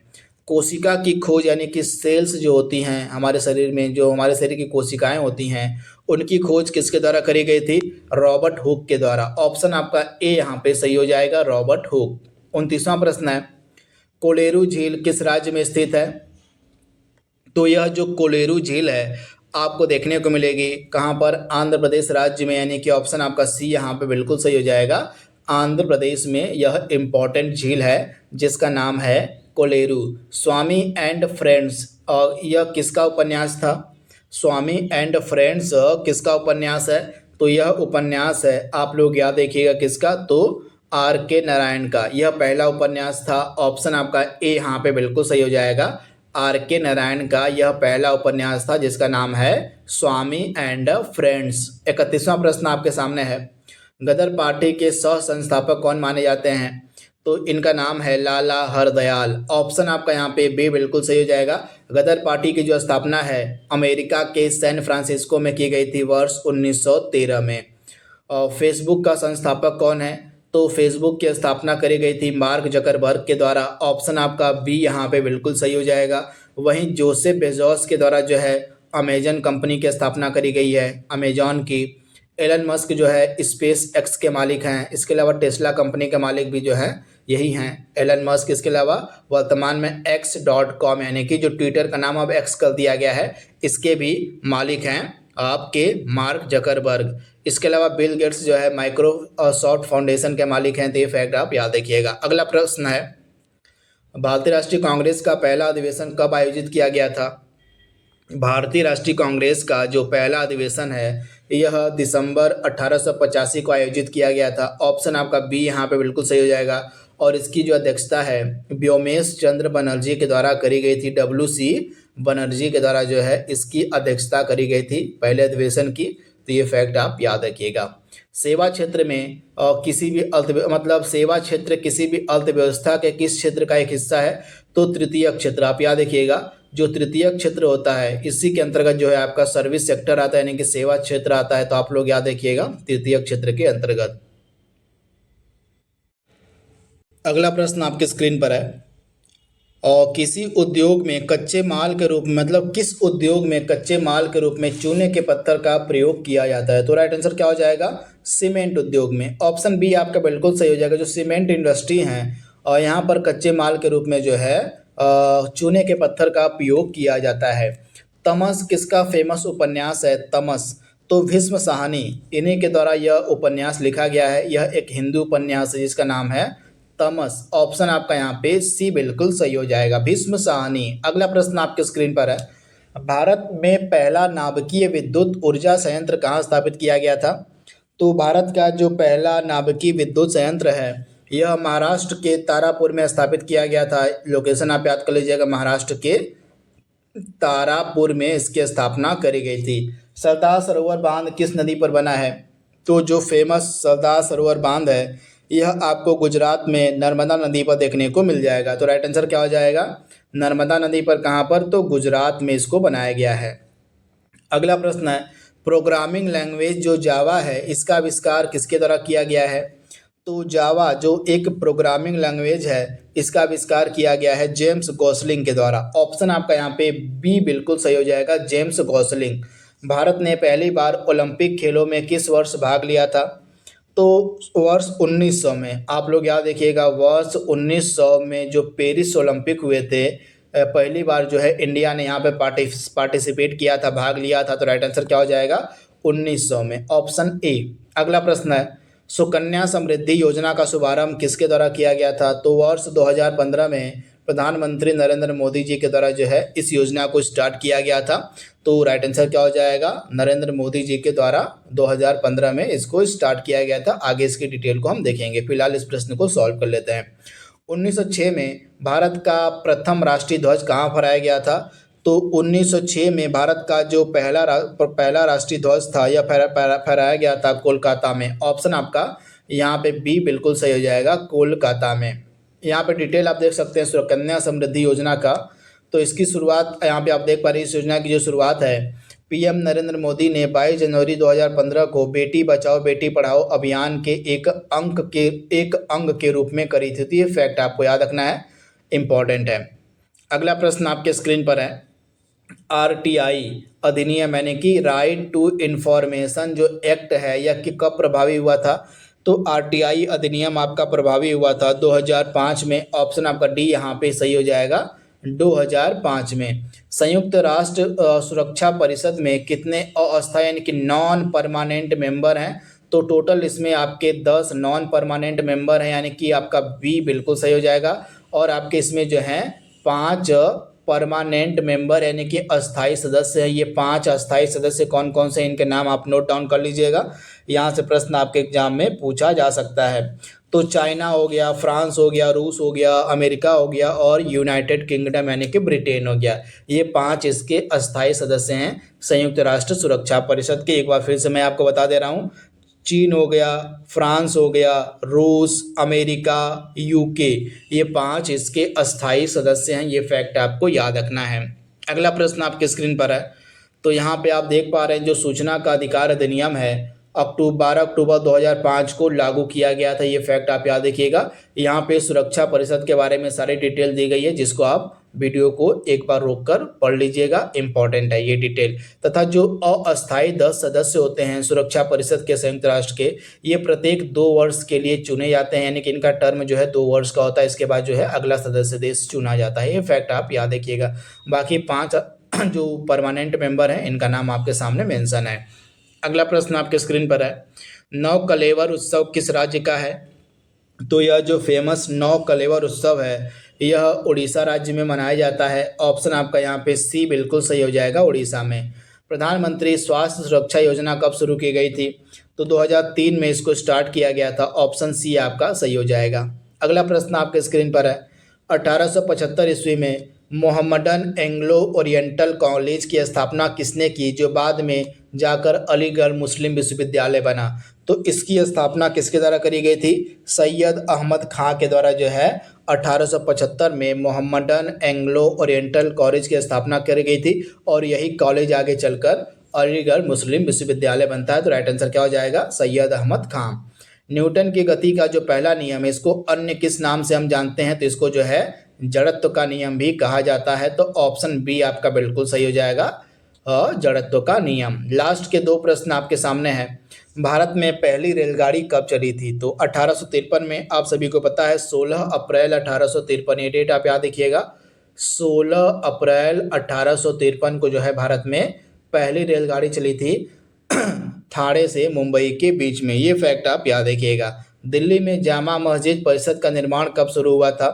तो जो जामा मस्जिद परिसद है इसका निर्माण 1656 ईस्वी में शुरू हुआ था। ऑप्शन आपका यहाँ पे जो डी है बिल्कुल सही हो जाएगा, 1656 में। यहाँ पे डिटेल आप देख सकते हैं। जामा मस्जिद का जो निर्माण है शाहजहां ने करवाया था। इसका निर्माण जो है 1656 में जो है पूरा हुआ था, मतलब निर्माण कार्य पूरा हुआ था 1656 में, और यह इसका जो निर्माण है 1644 में शुरू होता है। तो यहाँ पूछा क्या गया प्रश्न में, पूरा हुआ था ना, तो यहाँ पे आपका राइट आंसर क्या हो जाएगा? 1556 में जो है इसका निर्माण कार्य पूरा हुआ था, लेकिन 1644 में इसको जो है स्टार्ट किया गया। इसका जो निर्माण है स्टार्ट हुआ था 1644 में और 1656 में यह कंप्लीट होती है जामा मस्जिद। किसके द्वारा इसका निर्माण करवाया गया है? तो मुगल बादशाह शाहजहां ने इसका निर्माण करवाया था। तो इस प्रकार से जो प्रीवियस ईयर रेलवे के प्रश्न हैं उनको हमने फिर से कंप्लीट कर लिया है। यह वीडियो आपके आगामी ग्रुप डी की परीक्षा के लिए बहुत ही ज़्यादा महत्वपूर्ण है। तो आज के लिए बस इतना ही। Thank you, thanks for watching, thank you. नमस्कार, एक बार फिर से आप सभी का बहुत बहुत स्वागत है परीक्षा वर्ल्ड के इस यूट्यूब चैनल में। दोस्तों, आरआरबी ग्रुप डी 2025 की परीक्षा के लिए प्रीवियस ईयर क्वेश्चंस की जो हम सीरीज चला रहे हैं उसका भाग 4 यहाँ पे हम कवर करने वाले हैं। अभी तक इस सीरीज में 3 वीडियो अपलोड किए जा चुके हैं। प्रत्येक वीडियो में हमने 50 इम्पॉर्टेंट प्रीवियस ईयर प्रश्नों को कवर करवाया है। यह हमारा इस सीरीज का पार्ट 4 है और पार्ट 4 में आज हम फिर से 50 इम्पॉर्टेंट प्रीवियस ईयर क्वेश्चंस को कवर करेंगे।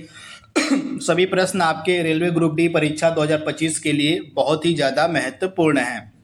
तो आइए सेशन को स्टार्ट करते हैं। पहला प्रश्न आपके स्क्रीन पर है, गांधी स्मृति एवं दर्शन समिति का गठन कब किया गया था? इंपॉर्टेंट प्रश्न है। राइट आंसर क्या हो जाएगा? सितंबर 1984। ऑप्शन बी आपका बिल्कुल सही हो जाएगा। फतेहपुर सीकरी का जो बुलंद दरवाजा है अकबर द्वारा अपनी किस विजय की याद में इसको बनवाया गया था? तो आप सभी को याद होगा जो मुगल सम्राट अकबर था इसने अपने गुजरात विजय को याद करने के लिए जो है फतेहपुर सीकरी में जो है बुलंद दरवाजा का निर्माण करवाया था। तो राइट आंसर क्या हो जाएगा? ऑप्शन बी, यानी कि गुजरात विजय की याद में इस बुलंद दरवाजा का निर्माण अकबर ने करवाया था। कब करवाया था? तो 1575 ईस्वी में अकबर ने इसका निर्माण करवाया था। अगला प्रश्न आपके स्क्रीन पर है, विधवा पुनर्विवाह अधिनियम की अनुमति देने वाला कानून किस वर्ष पारित हुआ था?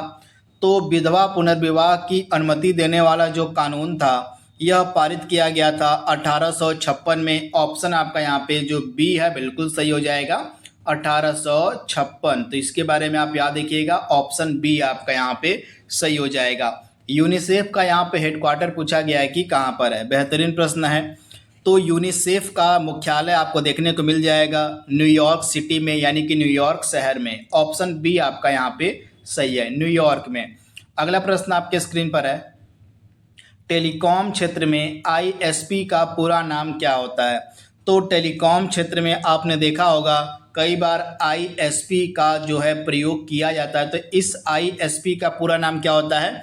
Internet service provider. ऑप्शन आपका यहाँ पे जो बी है बिल्कुल सही हो जाएगा, इंटरनेट सर्विस प्रोवाइडर इसका पूरा नाम होता है। तो ऑप्शन बी आप याद रख सकते हैं, इंपॉर्टेंट प्रश्न है। भारत में श्वेत क्रांति का जनक किसे कहा जाता है? तो भारत में श्वेत क्रांति का जनक हम बोलते हैं डॉक्टर वर्गीस कुरियन को। ऑप्शन आपका यहाँ पे बी बिल्कुल सही है। श्वेत क्रांति का संबंध हो जाएगा दुग्ध उत्पादन से। तो दुग्ध उत्पादन को बढ़ावा देने के लिए जो है भारत में श्वेत क्रांति को स्टार्ट किया गया था, और श्वेत क्रांति का जनक कहा जाता है किसको? तो वर्गीस कुरियन को। तो ये फैक्ट आप याद रखिएगा, ऑप्शन आपका यहाँ पे बी बिल्कुल सही हो जाएगा। वहीं ऑप्शन आप सी देख पा रहे हैं, डॉक्टर एम.एस. स्वामीनाथन को जो है भारत में हरित क्रांति का जनक कहा जाता है। भारत में हरित क्रांति का जनक हम बोलते हैं डॉक्टर एम.एस. स्वामीनाथन को। वहीं पूरे विश्व में हरित क्रांति का जनक कहा जाता है, पूरे विश्व में हरित क्रांति का जनक कहा जाता है नॉर्मन बोरलॉग को। तो ये फैक्ट आप याद रखिएगा। अगला प्रश्न आपके स्क्रीन पर है, इतिहास की एक काफ़ी फेमस पुस्तक है जिसको हम बोलते हैं इंडिया आफ्टर गांधी। तो यह पुस्तक किसके द्वारा लिखी गई है? इंपॉर्टेंट प्रश्न है। तो यह पुस्तक लिखी गई है रामचंद्र गुहा के द्वारा। ऑप्शन आपका यहाँ पे बी बिल्कुल सही हो जाएगा, इंडिया आफ्टर गांधी पुस्तक के लेखक हैं रामचंद्र गुहा। ऑप्शन बी आप याद रखिएगा। भारत में प्रोजेक्ट टाइगर किस वर्ष शुरू किया गया था? बाघों के संरक्षण को बढ़ावा देने के लिए वर्ष 1973 में। कब? तो वर्ष 1973 में प्रोजेक्ट टाइगर को स्टार्ट किया गया था, शुरू किया गया था। तो ऑप्शन आपका यहाँ पे सी जो है बिल्कुल सही हो जाएगा। अगला प्रश्न आपके स्क्रीन पर है, भारत के राष्ट्रपति द्वारा लोकसभा में एंग्लो इंडियन समुदाय के कितने सदस्यों को मनोनीत किया जाता था? तो यह जो है प्रीवियस ईयर का प्रश्न है। जब यह प्रश्न पूछा गया था तो उस समय लोकसभा में 2 एंग्लो इंडियन समुदाय के लोगों को राष्ट्रपति मनोनीत करते थे, परंतु वर्तमान में अब इसको रद्द कर दिया गया। यह प्रावधान जो है वर्तमान में रद्द किया जा चुका है, यानी कि अब जो है लोकसभा में एंग्लो इंडियन समुदाय के 2 लोगों को जो मनोनीत किया जाता था अब नहीं किया जाएगा। तो वर्तमान का फैक्ट भी आप याद रखिएगा। यह प्रश्न उस समय के प्रीवियस ईयर में पूछा गया जब रेलवे भर्ती परीक्षा हुई थी, तो उस समय 2 एंग्लो इंडियन समुदाय के सदस्यों को राष्ट्रपति मनोनीत करते थे। अगला प्रश्न है, प्रख्यात समाज सुधारक और महिला शिक्षा के लिए कार्य करने वाली पंडिता रमाबाई सरस्वती किस भाषा की महान विदुषी थी, यानी कि ज्ञानी थी? तो जो पंडिता रमाबाई थी ये जो है संस्कृत भाषा की महान विदुषी थी। तो ऑप्शन आपका यहाँ पे क्या सही हो जाएगा? संस्कृत भाषा की, यानी कि ऑप्शन डी आपका यहाँ पे सही हो जाएगा, संस्कृत लैंग्वेज की। अगला प्रश्न है, संघ की राजकीय कार्यों के लिए अंग्रेजी भाषा के लिए निरंतर इस्तेमाल को किस वर्ष में लागू किया गया था? तो संघ के राजकीय कार्यों के लिए यहाँ पे आप याद रखिएगा, संघ के राजकीय कार्यों के लिए जो है अंग्रेजी भाषा को जो है कब जो है निरंतर इस्तेमाल के लिए जो है लागू किया गया था। तो ये फैक्ट आपको याद रखना है। राइट आंसर क्या हो जाएगा इस प्रश्न का? तो राइट आंसर आपका होने वाला है 1965। ऑप्शन आपका बी यहाँ पे बिल्कुल सही हो जाएगा, 1965 में। सांभर झील कहाँ पर स्थित है? तो सांभर झील एक लवण झील का एग्जाम्पल है और यह आपको देखने को मिल जाएगी राजस्थान में। ऑप्शन आपका डी यहाँ पे बिल्कुल सही हो जाएगा, राजस्थान में यह काफ़ी इम्पोर्टेंट झील है जिसको हम सांभर झील के नाम से जानते हैं। तो ऑप्शन डी आपका यहाँ पे सही हो जाएगा। अगला प्रश्न आपके स्क्रीन पर है, भारत के पहले ब्रिटिश प्रेसिडेंसी की स्थापना कहाँ की गई थी? भारत का जो पहला ब्रिटिश प्रेसिडेंसी है इसकी स्थापना कहाँ पर की गई थी? तो गुजरात के सूरत में। ऑप्शन आपका बी यहाँ पे सही हो जाएगा, गुजरात के सूरत में। भारतीय रिजर्व बैंक की स्थापना कब की गई थी? तो 1 अप्रैल 1935 को रिजर्व बैंक ऑफ इंडिया की स्थापना की गई थी। किस एक्ट के तहत? तो आरबीआई का जो अधिनियम था, आरबीआई का जो एक्ट था 1934 का, इसी 1934 के एक्ट के तहत 1 अप्रैल 1935 को रिजर्व बैंक ऑफ इंडिया का गठन किया गया था। तो ये फैक्ट आप याद रखिएगा। वहीं आरबीआई का जो नेशनलाइजेशन है, आरबीआई का जो राष्ट्रीयकरण है, यह 1949 में किया गया था। वर्तमान समय में आरबीआई का अध्यक्ष कौन है, गवर्नर कौन है? आपको कमेंट बॉक्स में बताना है कि वर्तमान में आरबीआई का गवर्नर कौन है। आपको इसका जवाब कमेंट बॉक्स में देना है। अगला प्रश्न आपके स्क्रीन पर है, संयुक्त राष्ट्र सुरक्षा परिषद में अस्थायी सदस्यों का कार्यकाल कितना होता है? तो मैं आपको इसके बारे में बता दे रहा हूँ, आप नोट डाउन कर लीजिएगा। टोटल जो यूएनएससी है यानी कि संयुक्त राष्ट्र सुरक्षा परिषद यानी कि संयुक्त राष्ट्र जो सिक्योरिटी काउंसिल है, इसमें टोटल जो है 15 सदस्य होते हैं। कितने? तो टोटल 15 सदस्य होते हैं, जिनमें से 5 जो है परमानेंट होते हैं, 5 और 10 जो है नॉन परमानेंट यानी कि अस्थायी सदस्य होते हैं। जिनमें से जो 10 अस्थायी सदस्य होते हैं इनका कार्यकाल जो है प्रत्येक 2 वर्ष का होता है। तो राइट आंसर क्या हो जाएगा? 2 वर्ष का कार्यकाल होता है। वहीं जो परमानेंट सदस्य हैं इसके 5 कौन कौन से हैं? तो इसके अस्थायी यानी कि परमानेंट 5 सदस्य कौन कौन से हैं? चीन हो जाएगा, रूस हो जाएगा, फ्रांस हो जाएगा, अमेरिका हो जाएगा और यूनाइटेड किंगडम हो जाएगा। ये 5 जो हैं इसके संयुक्त राष्ट्र सुरक्षा परिषद के परमानेंट मेंबर हैं। एमएस ऑफिस 2010 की एक्सेल बुक और एक्सेल वर्क बुक में डिफ़ॉल्ट तौर पर कितनी सीट्स होती हैं? बेहतरीन प्रश्न है। तो कितनी सीट्स होती हैं डिफ़ॉल्ट के रूप में? तो 3 सीट्स होती हैं। ऑप्शन आपका यहाँ पे बी बिल्कुल सही हो जाएगा, 3 सीट्स होती हैं डिफ़ॉल्ट के रूप में। अगला प्रश्न आपके स्क्रीन पर है, ब्लूटूथ का आविष्कारक किसे माना जाता है? तो ब्लूटूथ का आविष्कार किया गया था जाप हार्टसन के द्वारा। किसके द्वारा? तो जाप हार्टसन के द्वारा जो है ब्लूटूथ का आविष्कार किया गया था। ऑप्शन सी आपका सही हो जाएगा। तंजौर का वह कौन सा मंदिर है जो चोल वास्तुकला का एक इम्पॉर्टेंट उदाहरण है जिसका निर्माण सम्राट राजराजा ने करवाया था? तो तंजौर का यह काफ़ी फेमस मंदिर है, इसका नाम है बृहदेश्वर मंदिर। इस बृहदेश्वर मंदिर का जो निर्माण है चोल शासक सम्राट राजराजा के द्वारा करवाया गया था। तो बृहदेश्वर आपका राइट आंसर हो जाएगा, ऑप्शन डी। अगला प्रश्न आपके स्क्रीन पर है, तमिल नव वर्ष को यानी कि तमिल लोगों का जो न्यू ईयर होता है उसको हम क्या कहते हैं? तो तमिल लोगों का जो नव वर्ष होता है इसको जो है वरुसा पिराप्पू के नाम से जाना जाता है। तो ऑप्शन आपका यहाँ पे बी जो है बिल्कुल सही हो जाएगा, वरुसा पिराप्पू जो है तमिल नव वर्ष को कहा जाता है। सत्यजीत रे की वह कौन सी प्रसिद्ध मूवी यानी कि पिक्चर है जिसमें अभिजात जमींदारी जीवन शैली के पतन को दर्शाया गया है? तो सत्यजीत रे की यह काफ़ी फेमस पुस्तक है, काफ़ी फेमस फिल्म है जिसका नाम है जल सागर।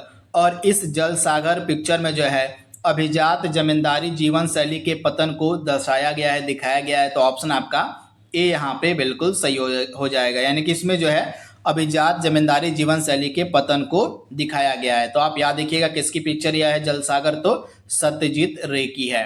अगला प्रश्न आपके स्क्रीन पर दिया गया है, किस वर्ष पूर्व प्रधानमंत्री पंडित जवाहरलाल नेहरू के द्वारा भारत के पहले नाभिकीय रिएक्टर का औपचारिक तौर पर उद्घाटन किया गया था? तो राइट आंसर क्या हो जाएगा? 1957 में। ऑप्शन सी आपका बिल्कुल सही हो जाएगा। पौधों द्वारा प्रोटीन और अन्य यौगिकों के संश्लेषण में किस आवश्यक तत्व का उपयोग किया जाता है? तो इस प्रश्न का राइट आंसर क्या हो जाएगा? जो पौधे होते हैं उनके द्वारा प्रोटीन और अन्य यौगिकों के संश्लेषण में नाइट्रोजन तत्व का उपयोग किया जाता है। तो नाइट्रोजन, ऑप्शन सी आपका यहाँ पे सही दिया गया है। अगला प्रश्न आपके सामने है, अंतर्राष्ट्रीय डांस डे यानी कि इंटरनेशनल डांस डे कब मनाया जाता है? इंपॉर्टेंट प्रश्न है। तो अंतर्राष्ट्रीय नृत्य दिवस आपका प्रतिवर्ष 29 अप्रैल को मनाया जाता है। तो ऑप्शन आपका यहाँ पे जो डी वाला है बिल्कुल सही हो जाएगा, 29 अप्रैल को। वर्ष 1967 में पहला प्रयोगात्मक उपग्रह दूरसंचार अर्थ स्टेशन कहाँ स्थापित किया गया था? तो इसको स्थापित किया गया था गुजरात के अहमदाबाद में। ऑप्शन सी आपका बिल्कुल सही हो जाएगा। यह जो है पहला प्रयोगात्मक उपचार दूरसंचार अर्थ स्टेशन था जिसको 1967 में अहमदाबाद में स्थापित किया गया था। तो ऑप्शन ए आपका यहाँ पे सही है। 25वां प्रश्न आपके सामने है, बृहदेश्वर मंदिर का निर्माण किसने करवाया था? तो चोल शासक राजा के द्वारा जो है बृहदेश्वर मंदिर का निर्माण करवाया गया था। तो ऑप्शन आपका यहाँ पे क्या सही हो जाएगा? ए बिल्कुल सही हो जाएगा। भारत का जो 100वां अंतरिक्ष मिशन था यह कब शुरू किया गया था? भारत का जो 100वां अंतरिक्ष मिशन था इसको कब शुरू किया गया था आपसे पूछा गया है। यह प्रश्न आपके प्रीवियस ईयर की परीक्षा में पूछा भी गया है। तो दिए गए प्रश्न का जो राइट आंसर है आपका क्या हो जाएगा?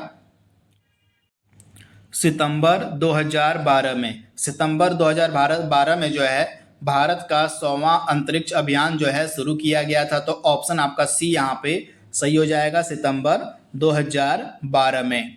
अगला प्रश्न आपके स्क्रीन पर है, पूर्वी तट का सबसे पुराना कृत्रिम बंदरगाह कौन सा है? तो पूर्वी तट का सबसे पुराना जो कृत्रिम बंदरगाह है इसका क्या नाम हो जाएगा? तो इस प्रश्न का जो राइट आंसर है आपका क्या होने वाला है? आप लोग याद रखिएगा, इस प्रश्न का राइट आंसर क्या हो जाएगा? चेन्नई बंदरगाह। ऑप्शन ए आपका यहाँ पे सही हो जाएगा। पूर्वी तट का सबसे पुराना जो कृत्रिम बंदरगाह है वह हो जाएगा चेन्नई बंदरगाह, ऑप्शन ए। भारत में राज्य पुनर्गठन आयोग की स्थापना पहली बार कब की गई थी? तो भारत में राज्य पुनर्गठन आयोग की जो स्थापना है इसको किया गया था 1953 में। ऑप्शन आपका सी यहाँ पे बिल्कुल सही हो जाएगा, 1953 में। अगला प्रश्न आपके सामने है, किस राजा ने कश्मीर में चतुर्थ बौद्ध संगीति का आयोजन करवाया था? वह कौन सा राजा था जिसने कश्मीर में चौथी बौद्ध संगति का आयोजन करवाया था? इंपॉर्टेंट प्रश्न है, एग्जाम ओरिएंटेड प्रश्न है। तो राइट आंसर क्या हो जाएगा? जो चौथी बौद्ध संगति है इसका जो आयोजन था यह कश्मीर के कुंडल वन में किया गया था। लोकेशन आप याद कर लीजिएगा, कश्मीर में कहाँ? तो कश्मीर के कुंडल वन में जो है इसका आयोजन किया गया था। कब किया गया था? तो प्रथम शताब्दी में इसको आयोजित किया गया था, कनिष्क के शासनकाल में। किसके शासनकाल में? तो कनिष्क के शासनकाल में चौथी बौद्ध संगति का जो आयोजन था प्रथम शताब्दी में कश्मीर के कुंडल वन में किया गया था। तो ऑप्शन आपका यहाँ पे जो सी है बिल्कुल सही हो जाएगा। ये चीज़ आपको याद रखनी है।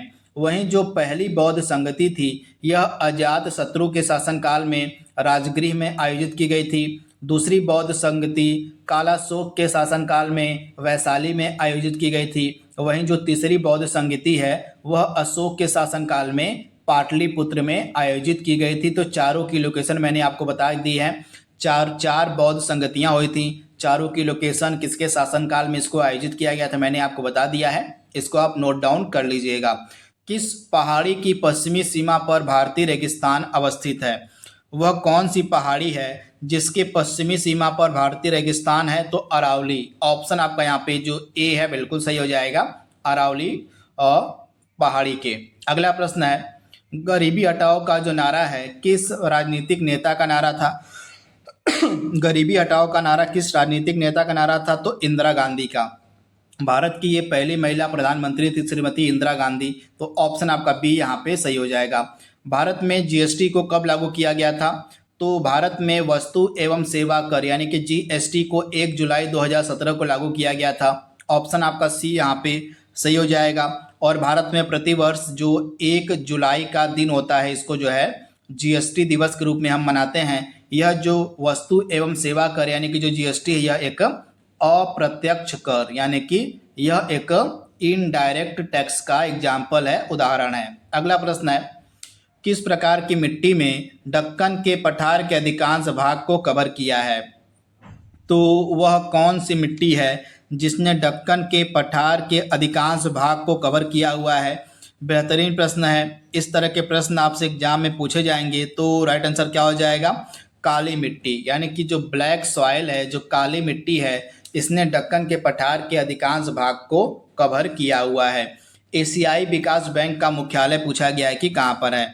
तो एशियन डेवलपमेंट बैंक यानी कि एशियाई विकास बैंक का मुख्यालय आपको मिलेगा और फिलीपींस देश में। फिलीपींस में कहाँ? तो फिलीपींस के मनीला में। फिलीपींस के मनीला में। अगला प्रश्न है, किस मंत्री ने वर्ष 1962 में भारत चीन युद्ध के दौरान इस्तीफा दे दिया था? तो इनका क्या नाम था? इन मंत्री का नाम आपको बताना है जिन्होंने 1962 में भारत चीन युद्ध के दौरान जो है इस्तीफा दे दिया था। तो इनका नाम है लाल बहादुर शास्त्री। इनका नाम आपको याद रखना है। इन्होंने जो है भारत और चीन युद्ध के दौरान जो है इस्तीफा दे दिया था। तो ये फैक्ट आपको, सॉरी यहाँ पे वीके कृष्णा मेनन हो जाएगा, यहाँ पे थोड़ा सा आप करेक्शन कर लीजिएगा। वीके कृष्ण मेनन ये मंत्री थे, इन्होंने जो है 1962 के दौरान जो है भारत चीन युद्ध के दौरान इस्तीफा दे दिया था अपने पद से, यानी कि राइट आंसर आपका ऑप्शन बी हो जाएगा, वीके कृष्ण मेनन। भारत का सबसे बड़ा सार्वजनिक क्षेत्र का बैंक कौन सा है? भारत का सबसे बड़ा जो है सार्वजनिक क्षेत्र का बैंक आपका हो जाएगा SBI यानी कि state bank of India. Option आपका बी यहाँ पे बिल्कुल सही हो जाएगा। अगला प्रश्न आपके सामने है, 1974 की जो रेलवे की हड़ताल हुई थी उसका नेतृत्व किसने किया था? तो काफ़ी फेमस यह रेलवे की हड़ताल थी और इसका जो नेतृत्व है यह किसने किया था आपसे पूछा गया है।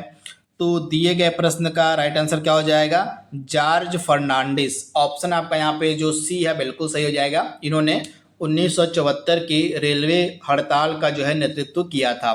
एलिफेंटा की गुफाएं कहाँ पर स्थित हैं? जो एलिफेंटा की गुफाएं हैं इनकी लोकेशन आपसे पूछी गई है कि एलिफेंटा की गुफाएं आपको कहाँ पर देखने को मिल जाएंगी। बेहतरीन प्रश्न है।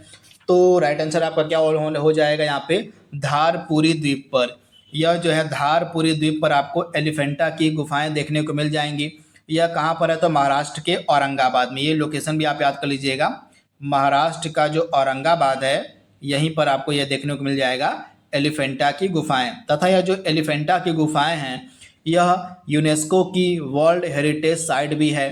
और इसको जो है यूनेस्को का वर्ल्ड हेरिटेज साइट घोषित किया गया था 1983 में। तो ये फैक्ट भी आप याद रखिएगा, 1983 में इसको जो है यूनेस्को वर्ल्ड हेरिटेज साइट घोषित किया गया था। इसके अलावा अजंता की गुफाएं भी यहीं पर औरंगाबाद में है महाराष्ट्र के। एलोरा की गुफाएं भी महाराष्ट्र के औरंगाबाद में हैं। और आपकी जो अजंता की एलिफेंटा की गुफाएं हैं, और यहाँ पे आप थोड़ा सा करेक्शन कर लीजिएगा। जो एलिफेंटा की गुफाएं इनको जो 1987 में, कब? तो 1987 में जो है यूनेस्को वर्ल्ड हेरिटेज साइट घोषित किया गया था। यह जो है महाराष्ट्र के धारपुरी द्वीप पर स्थित है। तो ये करेक्शन थोड़ा सा आप कर लीजिएगा। लेकिन इसके अलावा जो मैंने आपको बताया था 1983 वर्ष 1983 में जो है महाराष्ट्र के औरंगाबाद में जो दो गुफाएं हैं अजंता और एलोरा की, उनको जो है 1983 में यूनेस्को वर्ल्ड हेरिटेज साइट घोषित किया गया था। तो ये फैक्ट आप याद रखिएगा। वर्ष 1983 में अजंता की गुफाएं और एलोरा की गुफाएं, इन दोनों को यूनेस्को वर्ल्ड हेरिटेज साइट घोषित किया गया था और दोनों ही महाराष्ट्र के औरंगाबाद में हैं। लेकिन इसके अलावा जो एलिफेंटा की गुफाएं हैं ये भी मुंबई के धारपुरी द्वीप में आपको देखने को मिल जाएंगी। लेकिन इनकी जो लोकेशन है आप याद रखिएगा, इनको जो है 1987 में जो है यूनेस्को वर्ल्ड हेरिटेज साइट घोषित किया गया था एलिफेंटा की गुफाओं को। तो ये चीज़ आप याद रखिएगा, कंफ्यूज मत होइएगा, यहाँ आपको कंफ्यूजन पैदा हो सकता है, इसलिए मैंने आपको क्लियर कर दिया है। एक बार फिर से मैं आपको बता दे रहा हूँ कि जो एलिफेंटा की गुफाएं हैं यह जो हैं इनको जो है 1987 में यूनेस्को वर्ल्ड हेरिटेज साइट घोषित किया गया था। वहीं अजंता की गुफाएं और एलोरा की गुफाओं को 1983 में यूनेस्को वर्ल्ड हेरिटेज साइट घोषित किया गया था। और जो एलिफेंटा की गुफाएं हैं यह भी आपको महाराष्ट्र में देखने को मिल जाएंगी धारपुरी द्वीप पर। अगला प्रश्न आपके स्क्रीन पर है, संयुक्त राष्ट्र महासभा के द्वारा 21 जून को किस दिवस के रूप में मनाया जाता है? तो 21 जून का जो दिन होता है इसको अंतर्राष्ट्रीय योग दिवस के रूप में मनाया जाता है। तो ऑप्शन आपका यहाँ पे जो सी है बिल्कुल सही हो जाएगा, अंतर्राष्ट्रीय योग दिवस के रूप में। किस स्वतंत्रता सेनानी को सीमांत गांधी कहा जाता है? तो खान अब्दुल गफ्फार खान को। ऑप्शन आपका सी यहाँ पे बिल्कुल सही हो जाएगा, खान अब्दुल गफ्फार खान को जो है सीमांत गांधी के नाम से जाना जाता है। तो ये फैक्ट आप याद रखिएगा, इम्पॉर्टेंट है। इसके अलावा अगला प्रश्न आपके स्क्रीन पर है। एक चीज़ और आप याद यहाँ पे कर सकते हैं, जो सुभाष चंद्र बोस हैं इनको जो है देश नायक के नाम से भी हम जानते हैं। इनको जो है सुभाष चंद्र बोस को देश नायक की जो उपाधि है किसने दी थी, तो रविंद्रनाथ टैगोर ने सुभाष चंद्र बोस को देश नायक की उपाधि दी थी। इसके अलावा सुभाष चंद्र बोस को हम नेताजी के नाम से भी जानते हैं। तो ये फैक्ट भी आप याद रख सकते हैं। अगला प्रश्न आपके स्क्रीन पर है, भारतीय राष्ट्रीय कांग्रेस के पहले मुस्लिम अध्यक्ष कौन थे। आपसे पूछा जा रहा है कि भारतीय राष्ट्रीय कांग्रेस के पहले मुस्लिम अध्यक्ष कौन थे। तो इनका नाम था बदरुद्दीन तैयब जी। ऑप्शन आपका यहाँ पे ए बिल्कुल सही हो जाएगा। 1987 का जो मद्रास अधिवेशन हुआ था कांग्रेस का, इसकी अध्यक्षता जो है बदरुद्दीन तैयब जी ने करी थी और यह जो है पहले मुस्लिम अध्यक्ष बने थे कांग्रेस के। तो आप याद रखिएगा। अगला प्रश्न आपके स्क्रीन पर है, world book and copyright day कब मनाया जाता है। World book and copyright day कब मनाया जाता है।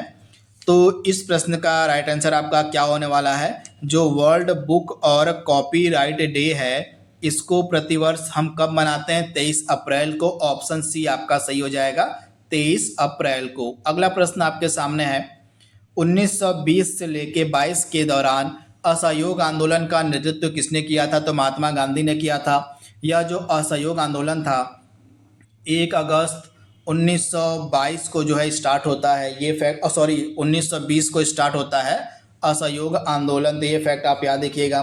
तो इस असहयोग आंदोलन का जो नेतृत्व है किसके द्वारा किया गया था, तो इसका नेतृत्व किया गया था महात्मा गांधी के द्वारा। तो ये फैक्ट आप याद रखिएगा। तो असहयोग आंदोलन को शुरू कब किया गया था, असहयोग आंदोलन को स्टार्ट किया गया था 1 अगस्त 1920 को। और जिस दिन असहयोग आंदोलन शुरू होता है ठीक उसी दिन 1 अगस्त 1920 को मृत्यु हो जाती है किसकी, तो लोकमान्य बाल गंगाधर तिलक की जो है मृत्यु हो जाती है ठीक इसी दिन। तो ये फैक्ट भी आप याद रखिएगा। तो 1 अगस्त 1920 को ही बाल गंगाधर तिलक का निधन हो जाता है और इसी दिन असहयोग आंदोलन को स्टार्ट किया गया था। और असहयोग आंदोलन वापस कब लिया गया, तो 4 फरवरी 1922 को एक घटना होती है जिसको हम चौरी चौरा कांड के नाम से जानते हैं। तो चौरी चौरा कांड के कारण ही महात्मा गांधी ने 12 फरवरी 1922 को असहयोग आंदोलन को वापस ले लिया था। तो ये फैक्ट आप याद रखिएगा। रॉलेट एक्ट कब पारित किया गया था, तो रॉलेट एक्ट पारित किया गया था 1919 में। ऑप्शन आपका यहाँ पे जो बी है बिल्कुल सही हो जाएगा। अगला प्रश्न आपके स्क्रीन पर है, भारत में पंचायती राज दिवस कब मनाया जाता है, तो प्रत्येक वर्ष जो 24 अप्रैल का दिन होता है इसको भारत में पंचायती राज दिवस के रूप में मनाया जाता है। भारत ने किस पंचवर्षीय योजना के दौरान मिश्रित अर्थव्यवस्था का विकल्प चुना था, तो भारत ने जो है दूसरी पंचवर्षीय योजना के दौरान, आप याद रखिएगा, भारत ने दूसरी पंचवर्षीय योजना के दौरान जो है मिश्रित अर्थव्यवस्था का जो है विकल्प चुना था। तो राइट आंसर क्या हो जाएगा, दूसरी पंचवर्षीय योजना के दौरान। तो यह जो दूसरी पंचवर्षीय योजना थी इसका कार्यकाल आपसे पूछा जा सकता है।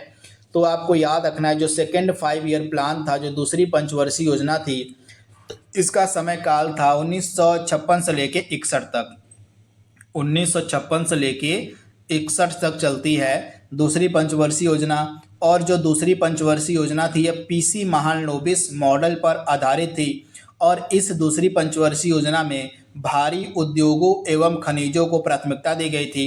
और इसी दूसरी पंचवर्षीय योजना के दौरान ही दुर्गापुर, भिलाई, राउरकेला के जो इस्पात कारखाने हैं उनकी भी स्थापना इस दूसरी पंचवर्षीय योजना के दौरान ही करी गई थी। तो सारे फैक्ट आप याद रखिएगा द्वितीय पंचवर्षीय योजना से जुड़े हुए। अगला प्रश्न आपके सामने है, श्वसन तंत्र से संबंधित विभिन्न रोग किस प्रकार के प्रदूषण के कारण होते हैं, तो सांस से संबंधित जितने भी रोग होते हैं आपके वायु प्रदूषण के कारण देखने को मिलते हैं, यानी कि एयर पोल्यूशन। ऑप्शन बी आपका सही हो जाएगा।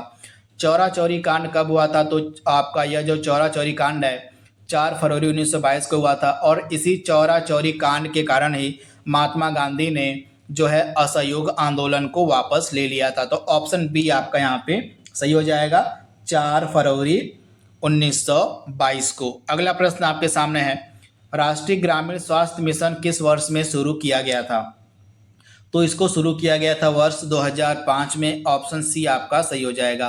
भारत के समुद्री मार्ग की पहली बार खोज किसने करी थी? तो वास्को डिगामा ने। वास्को डिगामा ने ये पुर्तगाल के रहने वाले थे और इन्हीं के द्वारा जो है पहली बार भारत के समुद्री मार्ग की खोज करी थी। तो इनका नाम आप याद कर लीजिएगा। ये पुर्तगाली यात्री थे जिनका नाम था वास्को डिगामा। तो वास्को डिगामा ने ही जो है भारत के लिए समुद्री मार्ग की पहली बार खोज करी थी। तो ये फैक्ट आप याद रखिएगा। यहाँ पे पुर्तगाली आपका राइट आंसर हो जाएगा। पुर्तगालियों में किसने? तो वास्को डिगामा जो थे इन्होंने ही इसकी खोज करी थी। तो ये फैक्ट आप याद रख सकते हैं। तो इस प्रकार से जो प्रीवियस और क्वेश्चन की सीरीज है आपकी ग्रुप डी परीक्षा के लिए, उसको हमने यहाँ पे कंप्लीट कर लिया है। यह वीडियो आपके ग्रुप डी परीक्षा के लिए बहुत ही ज़्यादा महत्वपूर्ण है। तो आज के लिए बस इतना ही। Thank you, thanks for watching, thank you.